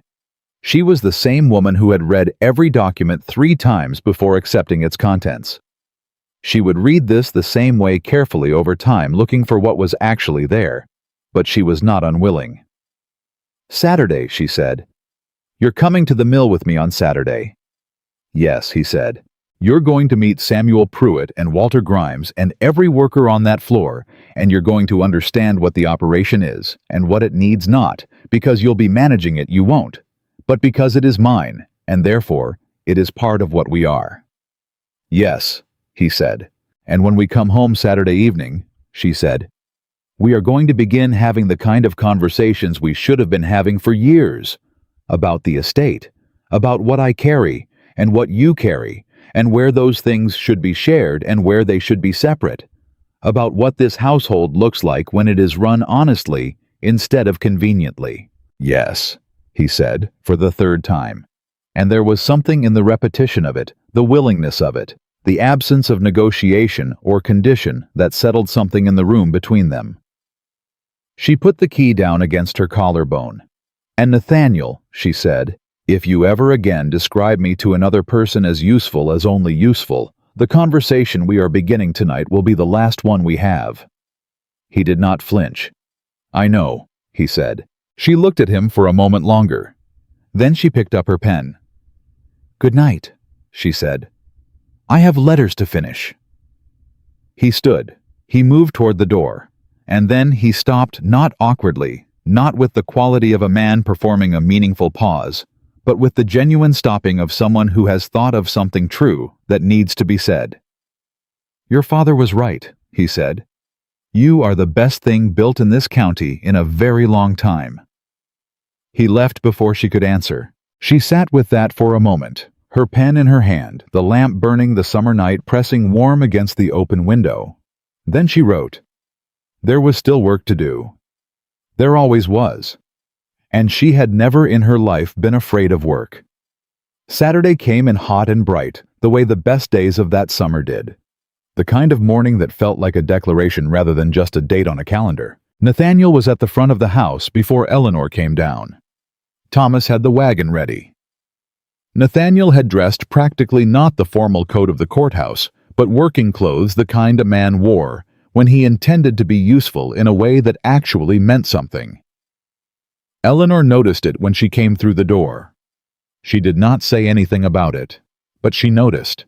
They rode the 12 miles to Whitmore Mill, mostly in conversation, which was still new enough between them to carry a slight charge, the particular electricity of two people discovering that they can talk, that the words don't run out, that there is more there than either of them had been allowing themselves to find. She told him about her grandfather building the first wheel. He asked questions she hadn't expected him to think to ask about the water pressure calculations, about the timber grades, about the labor arrangement her grandfather had established with the first workers, and how it had evolved over 3 generations. He was not performing interest. She would have known. She had known for years the performance of interest from the real thing, and this was real. Your grandfather was a remarkable man, he said at some point along the road. He was, she said. My father was better. Better how? She thought about it. My grandfather built the mill because he saw an opportunity, she said. My father ran it because he believed it was his responsibility to the people who depended on it. That's not the same thing. Nathaniel was quiet for a moment. No, he said. It isn't. She knew he was thinking about something. She let him think. I've been an opportunity man, he said finally. My whole life. I looked at things, people, property situations, and I calculated what they offered. Whether they were worth investing in. A pause. I looked at you that way when we married. I know, she said. I don't want to be that man anymore. She looked at the road ahead. Then don't be, she said simply. It's a choice, Nathaniel, not a fixed condition. You make it every day. He didn't answer immediately. When he did, his voice was quieter than it had been. You make it sound straightforward. It is straightforward, she said. It's not easy. Those aren't the same thing either. Walt Grimes met them at the mill door. He looked at Nathaniel with the careful assessing look of a man who had heard a great deal about the situation and was reserving his full judgment for what he observed directly. He shook Nathaniel's hand. Brief, firm. No warmth yet, but no hostility, just the measured neutrality of a man who was willing to be shown. "Mr. Caldwell," he said. "Mr. Grimes," Nathaniel said, "my wife tells me you've been keeping this operation alive through a difficult period. I owe you my thanks." Walt looked at Eleanor, and something shifted in his face, a slight easing, the kind that came from seeing a thing done right. "The mill keeps itself alive," Walt said. "We just try not to get in its way." He paused. "Come on in then. I'll show you what we've got." What followed was 3 hours that Eleanor had not planned for and would not have traded. Nathaniel walked every part of the mill. He asked questions, not the questions of a man performing knowledge, but the direct, sometimes blunt questions of someone who genuinely doesn't know and has decided that not knowing is not something to be embarrassed about. He talked to Samuel Pruitt for 40 minutes about floor operations and didn't once try to redirect the conversation towards something he could contribute. He stood at the water wheel housing with Walt and listened to an explanation of the replacement timing without interrupting. He was not good at it. Not yet. There were moments where his instinct to take charge flared visibly before he controlled it, where he started sentences about what he would do and caught himself and rephrased them as questions about what had already been decided. Eleanor watched those moments without comment. They were part of the work. She had never expected it to be clean. What mattered was that he caught himself, every time. At the midday break, Samuel Pruitt pulled Eleanor aside near the counting room door. "That your husband?" he said. "It is. He considered this. He listens," he said. "He's learning to," she said. Samuel nodded slowly. "Your father used to say that a man who can learn to listen after 40 years of not doing it is worth more than a man who was born knowing how, because the learning man chose it." He paused. "I don't know if Mr. Caldwell's worth it yet, ma'am, but he's trying, and I can see the trying." "So can I," Eleanor said. They were preparing to leave late afternoon when Pete Marsh came running from the eastern side of the mill with the slightly breathless urgency of a young man who has just received news he doesn't know how to rank in terms of importance. "Ma'am," he said, "there's a man at the Creek Road. Says he needs to speak with you. Says he's from the county clerk's office." Eleanor looked at Haynes, who had ridden out to the mill that afternoon to discuss the fraud referral Beaumont had made. He had been with them through the midday break and was still there gathering information for the supplementary filing. "Did he give a name?" Haynes said. "Whitfield," Pete said. "Deputy Clerk Whitfield."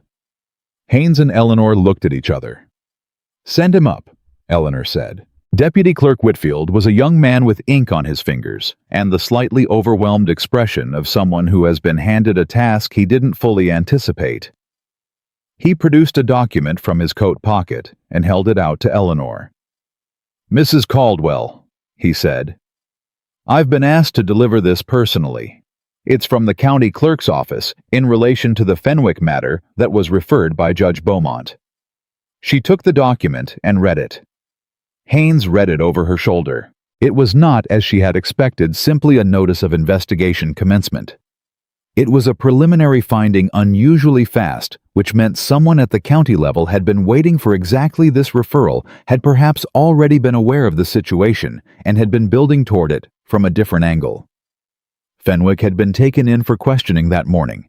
He had talked, not just about the mill accounts, about everything. The document was careful in its legal language, but the shape of what it described was clear. Fenwick had been approached 2 years prior by a man operating on behalf of a Richmond investment group that had identified several underperforming properties in Harrowfield County as acquisition targets. The strategy was precise. Identify properties with absentee or inattentive owners. Place a manager who would allow controlled deterioration and financial diversion, then support a legal challenge to the ownership that would force a distressed sale or settlement. Whitmore Mill had been one of 4 such properties in the county. Charles Whitmore had been recruited as the legal challenger because he had a familial claim that could be dressed up as legitimate. He had believed, as he had told Eleanor in the courthouse, that he was recovering something that had been wrongfully taken from his branch of the family. He had not known, or had chosen not to examine too carefully, the full mechanics of the scheme he had walked into. "There are others," Haynes said, reading the final paragraph. "3 other property owners in the county are named as potential victims of the same scheme." Eleanor looked at the document for a moment longer. "The investment group," she said. "Who leads it?" Whitfield hesitated. "The document doesn't say," Haynes said. "But I have a guess, and I intend to find out before the week is out." Eleanor handed the document back to Whitfield. "Thank you for coming out personally," she said. "Please let the clerk know I'll be available for any further interviews at their convenience." Whitfield nodded, tucked the document back into his coat, and retreated toward the creek road with the relieved air of a man who has delivered difficult news and found the recipient unexpectedly calm about it. Eleanor turned to look at Nathaniel. He had heard all of it. He was standing very still with his hands at his sides and an expression on his face that was not anger exactly. It was something colder and more deliberate than anger. The expression of a man who has just understood the full scope of how close he came to losing something essential, and how much of that proximity was his own making. "Fenwick worked for me for 9 years, he said. "Yes," Eleanor said. "I should have." "Nathaniel." She kept her voice level. "You couldn't have known all of it. You should have paid closer attention. That part is true. But what Fenwick was doing was designed specifically to avoid attention. You are not the only landowner in this county who was targeted. I'm the only one whose inattention almost cost his wife her inheritance," he said. She looked at him. "Add it to the list," she said, "of things to do differently. That list is going to be with you for a while. That's what accountability looks like." He held her gaze. "I know," he said. The ride home that evening was different from the morning ride, not quieter. They talked the whole way about the fraud scheme and the county investigation, and what Haynes believed the legal proceedings would look like over the coming months. But underneath the conversation, something had settled between them. The particular tentative charge of the morning had shifted into something that had more weight to it, not heavier in a burdensome way, but more real, more solid, the kind of thing you could actually stand on. 3 miles from the manor, in a part of the road where the timber grew close on both sides, and the evening came early. Nathaniel said something that she would think about for a long time afterward. "I want to tell you something I've never said out loud," he said, "and I want you to know that I'm not saying it because it excuses anything. I'm saying it because I think you deserve to know what was actually happening with me." She waited. "When we married," he said, "I was frightened." She turned to look at him. "Not of you," he said quickly. "Not of the marriage, of being insufficient. My father he was not a kind man about failure. Any failure, including the failure to appear certain at all times. I learned very young that the safest way to move through the world was to project certainty, to act as though I always knew what I was doing, to never ask for help or information that would reveal that I didn't." He paused. "When I married you, and found that you were considerably more capable than me in most of the areas that actually kept our life functioning, I did what I had been trained to do. I minimized it. I called you useful. I kept you at a comfortable distance from the things where your competence would have shown up, the places where mine was lacking. The horses moved. The road passed. I was afraid of you," he said. "Not in the way one is afraid of danger, in the way one is afraid of a mirror that shows too clearly." Eleanor was quiet for a long moment. "You could have just told me," she said. 8 years ago, or 5 years ago, or 3. "I know," he said. "I know that now. I would have—" She stopped. She had started to say, "I would have understood," and she caught it, because she wasn't entirely certain it was true. The 18-year-old who had stood in that church might not have known what to do with that confession. The 23-year-old who had settled into the comfortable routines of management might have absorbed it into the ledger and moved on. She did not know with certainty what she would have done. "Maybe," she said instead. "Maybe I would have. Maybe we'd have had to figure it out together. That's what I would have wanted to try." "Yes," he said. "That's what we should have been doing all along." She looked at the road ahead. "We're doing it now," she said. It wasn't forgiveness. It wasn't the resolution of 8 years in a single sentence. But it was something that opened toward the possibility of both, and Eleanor had spent enough time with ledgers to know that the opening of a column was not the same as its completion, but was nevertheless the necessary first entry.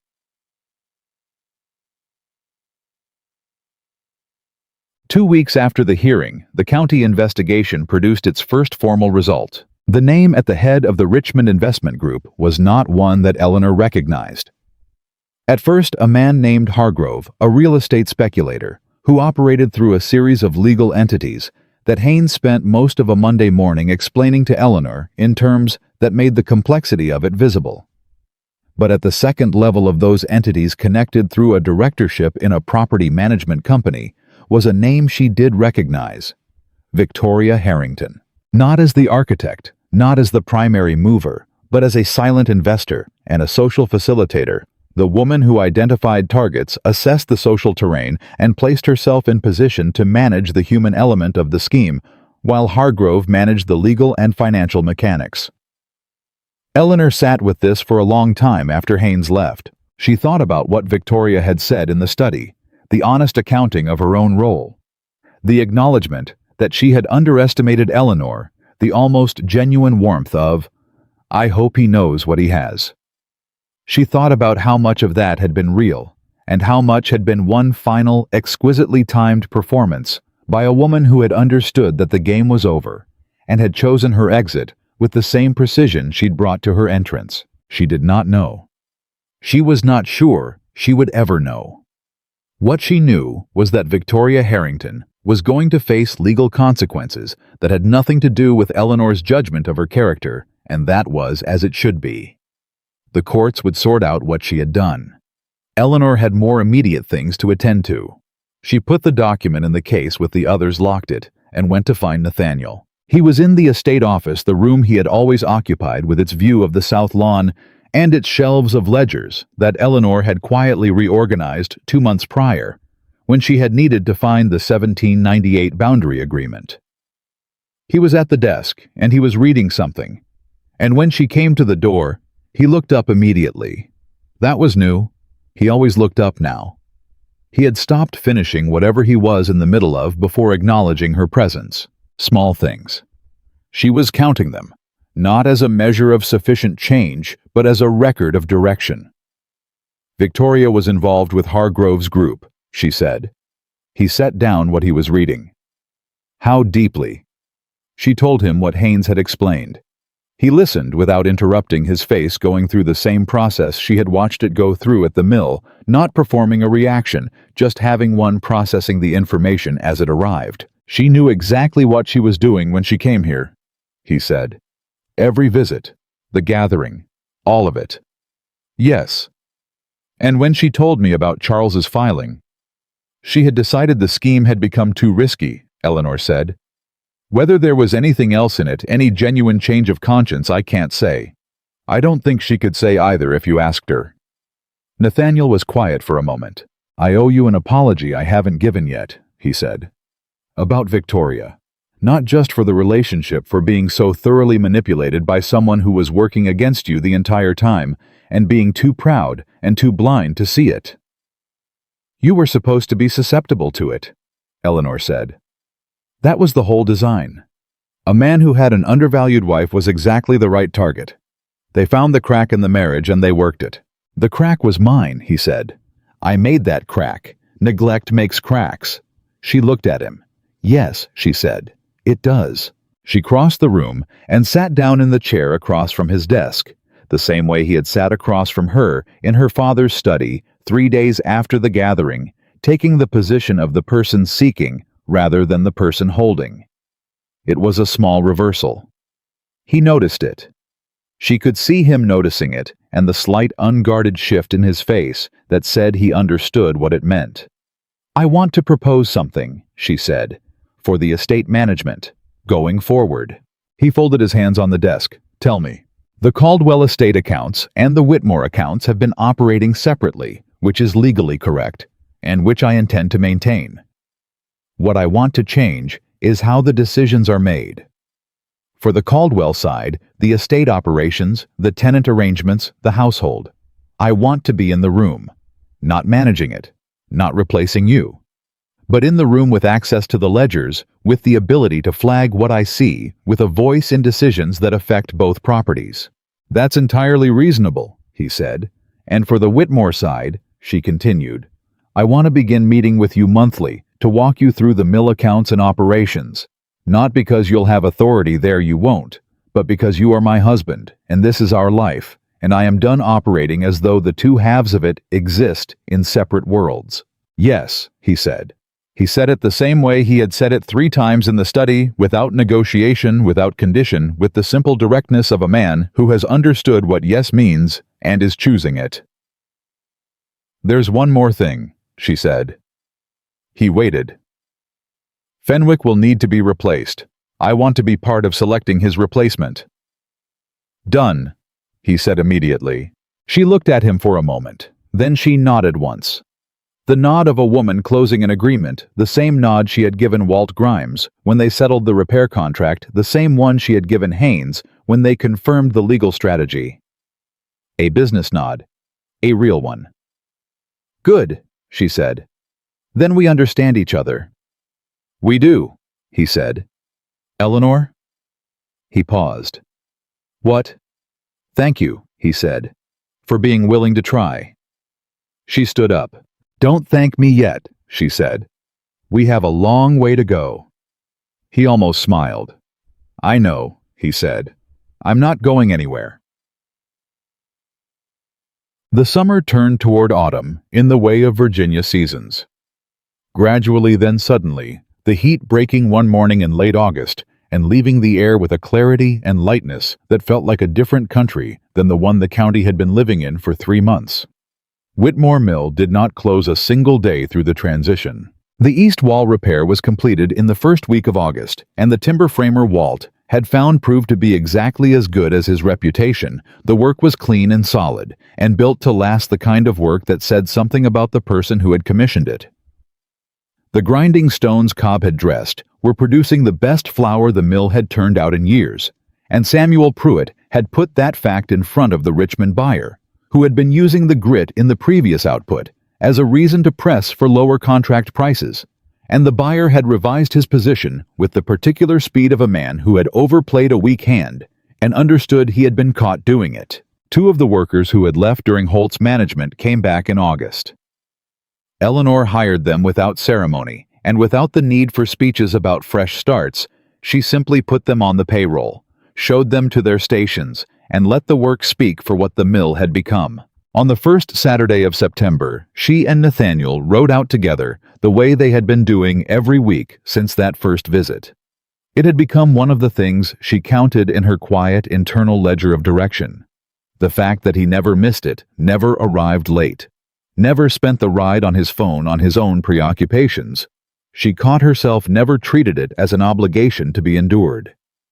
He had begun to know the workers by name. He remembered details from week to week.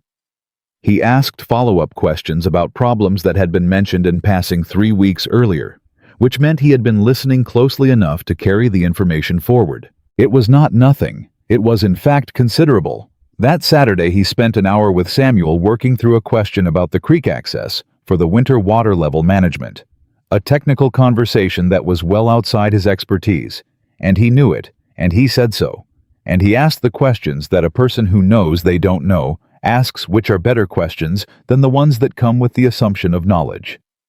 Afterward, Samuel found Eleanor near the counting room. That man, Samuel said, is not the same man you described to me in June. No, Eleanor said. That's hard work what he's doing, changing a habit you've had your whole life. It is, she said. You told him to. I told him what I needed, she said. He's choosing to do the work. Samuel looked at her for a long moment. Your father would have liked to see this, he said. She felt that land in her chest, the particular weight of it, the particular warmth. She let it sit there. Yes, she said quietly. He would have. The fraud case concluded in October. Hargrove entered into a settlement with the county that returned proceeds to the 4 property owners who had been targeted and included permanent injunctions against his operating in Harrowfield County or the 3 surrounding counties. 2 of his legal entities were dissolved. The proceedings attracted attention from Richmond papers, and by November the story had been written up in 2 of them, not sensationally, not with the breathless dramatics that some reporters brought to property scandals, but factually with the specific detail that a property owner named Eleanor Whitmore Caldwell had identified the scheme through her own audit of her mill accounts and had brought the documentation that made the investigation possible. She did not read the articles aloud to anyone. She did clip them from the papers and place them in the document case with the others because they were part of the record, and Eleanor kept the record complete. Victoria Harrington settled separately outside the county proceedings on terms that Haynes described as significant and that Eleanor declined to inquire further about. She had not seen Victoria since the morning in the study. She did not expect to again. Charles wrote her a letter in November. It was short. He said that he had been advised by his attorney that the county investigation had fully cleared him of knowing participation in the Hargrove scheme. He had been recruited without full disclosure of the mechanics involved. He said he was sorry. He said it plainly, without the performance of the front parlor or the tightness of the courthouse. He said he had spent a great deal of time thinking about the story his father had told him and how it had shaped him, and that he was beginning to understand that a story heard only from one direction was not the same as the truth. She read it twice. Then she wrote back, "Charles, I accept your apology. I do not know yet whether we will have a relationship going forward. That is something that would need to be built, and building takes time and evidence and patience. But I am willing to begin if you are. Eleanor." She sealed it and gave it to Thomas. Then she went back to work. The twist that nobody in Harrowfield County had anticipated came in December. It did not come from the courthouse, or from a letter, or from a legal proceeding.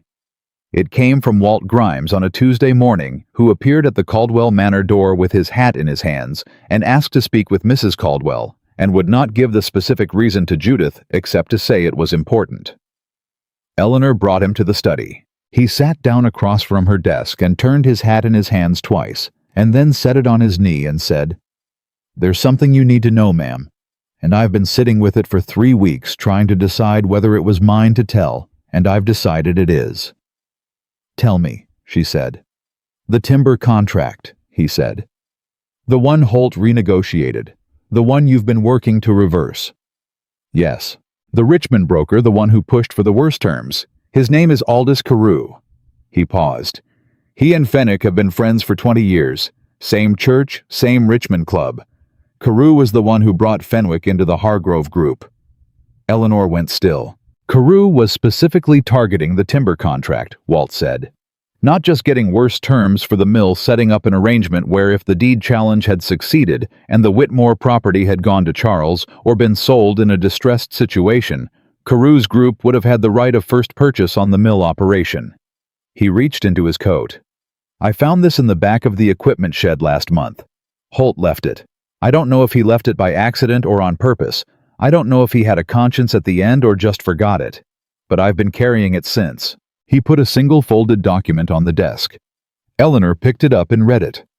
It was a letter from Carew to Holt, dated 14 months prior, outlining the full arrangement, the mill deterioration timeline, the wage diversion structure, the connection to the deed challenge, and the projected acquisition price if everything went according to plan. It named Fenwick. It named Carew. It named Hargrove. And in the third paragraph, in one sentence that had the matter-of-fact tone of a man discussing something entirely routine, it named the expected timeline for the deed challenge, filing coordinated with Fenwick's approach to Charles Whitmore. This letter predated any of the Hargrove investigation by more than a year.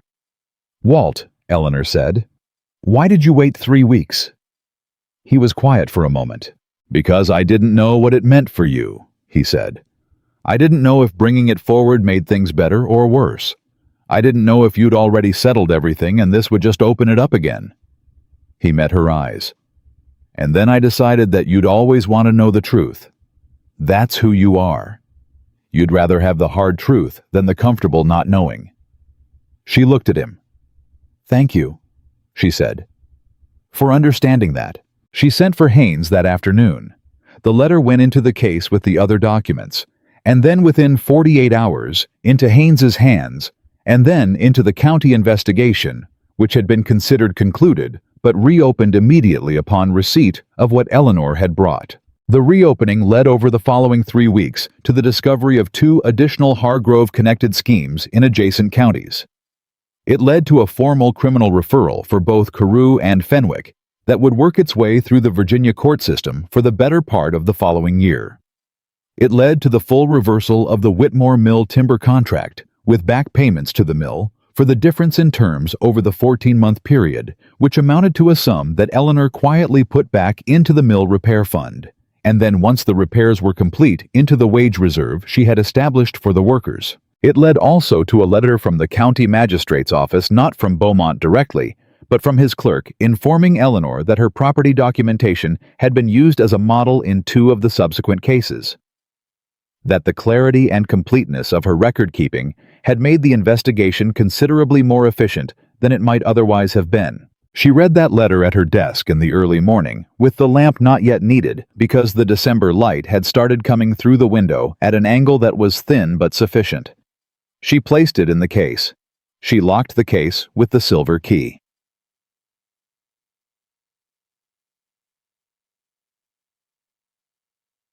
Christmas came to Harrowfield County with cold that everyone welcomed after the brutal summer, the kind of cold that made the indoor warmth feel like something earned. The Caldwell Manor was warm, and the staff was whole. Judith still at the center of things, Thomas still with the horses, the household running with the particular smooth efficiency of a place where everyone knew their role and felt the weight of being respected in it. Eleanor and Nathaniel hosted the holiday gathering. It was smaller than the summer event, more deliberate. Eleanor had been the one to plan it, which she had always done, but this time Nathaniel had sat down with her a week prior and gone through the guest list together, asking questions about each name, learning the histories of the people who would come through his door, understanding finally that a gathering was not just a social performance, but a kind of mapping of the relationships that held a community together. On the evening of the gathering, she stood at the edge of the room, not the same edge as June, not with the same weight, and watched people move through the space that she had organized and decorated and managed, talking to one another with the particular warmth of people who had heard by now the story of the summer and had drawn their own conclusions about the woman who had stood in this room 6 months ago and touched a key at her throat and walked away. They looked at her differently. She was not certain she had changed. She felt in most ways like the same person she had always been. The woman who read every document 3 times, who counted things, who kept the record complete, who preferred the hard truth to the comfortable not knowing. But the room looked at her differently, and she understood that sometimes what changes is not the person, but the visibility of what was always there. Samuel Pruitt and his wife had been invited. That was new. They stood near the side of the room, and Samuel's wife looked slightly overwhelmed by the company, and Samuel himself had the careful posture of a man in unfamiliar territory who has decided to hold his ground anyway. Eleanor went to them first. "Mrs. Pruitt," she said, "I'm glad you came. Your husband has been the most valuable person at that mill for 30 years, and I wanted you to know that I know it." Mrs. Pruitt looked at her husband and then at Eleanor with the particular expression of a woman who has heard her husband be undervalued for a long time and has just been told the opposite and doesn't quite know yet what to do with it. "He works hard," she said. "He does more than work hard," Eleanor said. "He has integrity. That's rarer." Samuel said nothing, but his posture changed very slightly in the way of a man who has just been seen exactly as he is and has discovered that being seen is not as frightening as he had expected. Nathaniel found her near the window an hour into the evening. He came to stand beside her, not quite touching the way he had learned to position himself over the past months present, attentive, not presuming. He had a glass in his hand that he was not drinking from. "You invited the Pruitts," he said. "I did." That was the right thing. Yes, she said. It was. He was quiet for a moment. Around them, the room moved and talked and warmed itself against the December cold outside, and the lamplight made everything gold and soft, and it was, Eleanor thought, a very different kind of gathering than the one that had started all of this. I want to ask you something, Nathaniel said, and I want you to answer honestly, even if the honest answer is difficult. She turned to look at him. Are you happy? He said. Not with the mill, not with the legal outcome. With us. With where we are. She held the question. She treated it with the same seriousness she treated every document, reading it fully before responding, looking for what was actually being asked rather than the easier version of it. I am hopeful, she said finally. That's not the same as happy, and I won't say it is. I am hopeful about what we are becoming. I see the work you're doing and I take it seriously.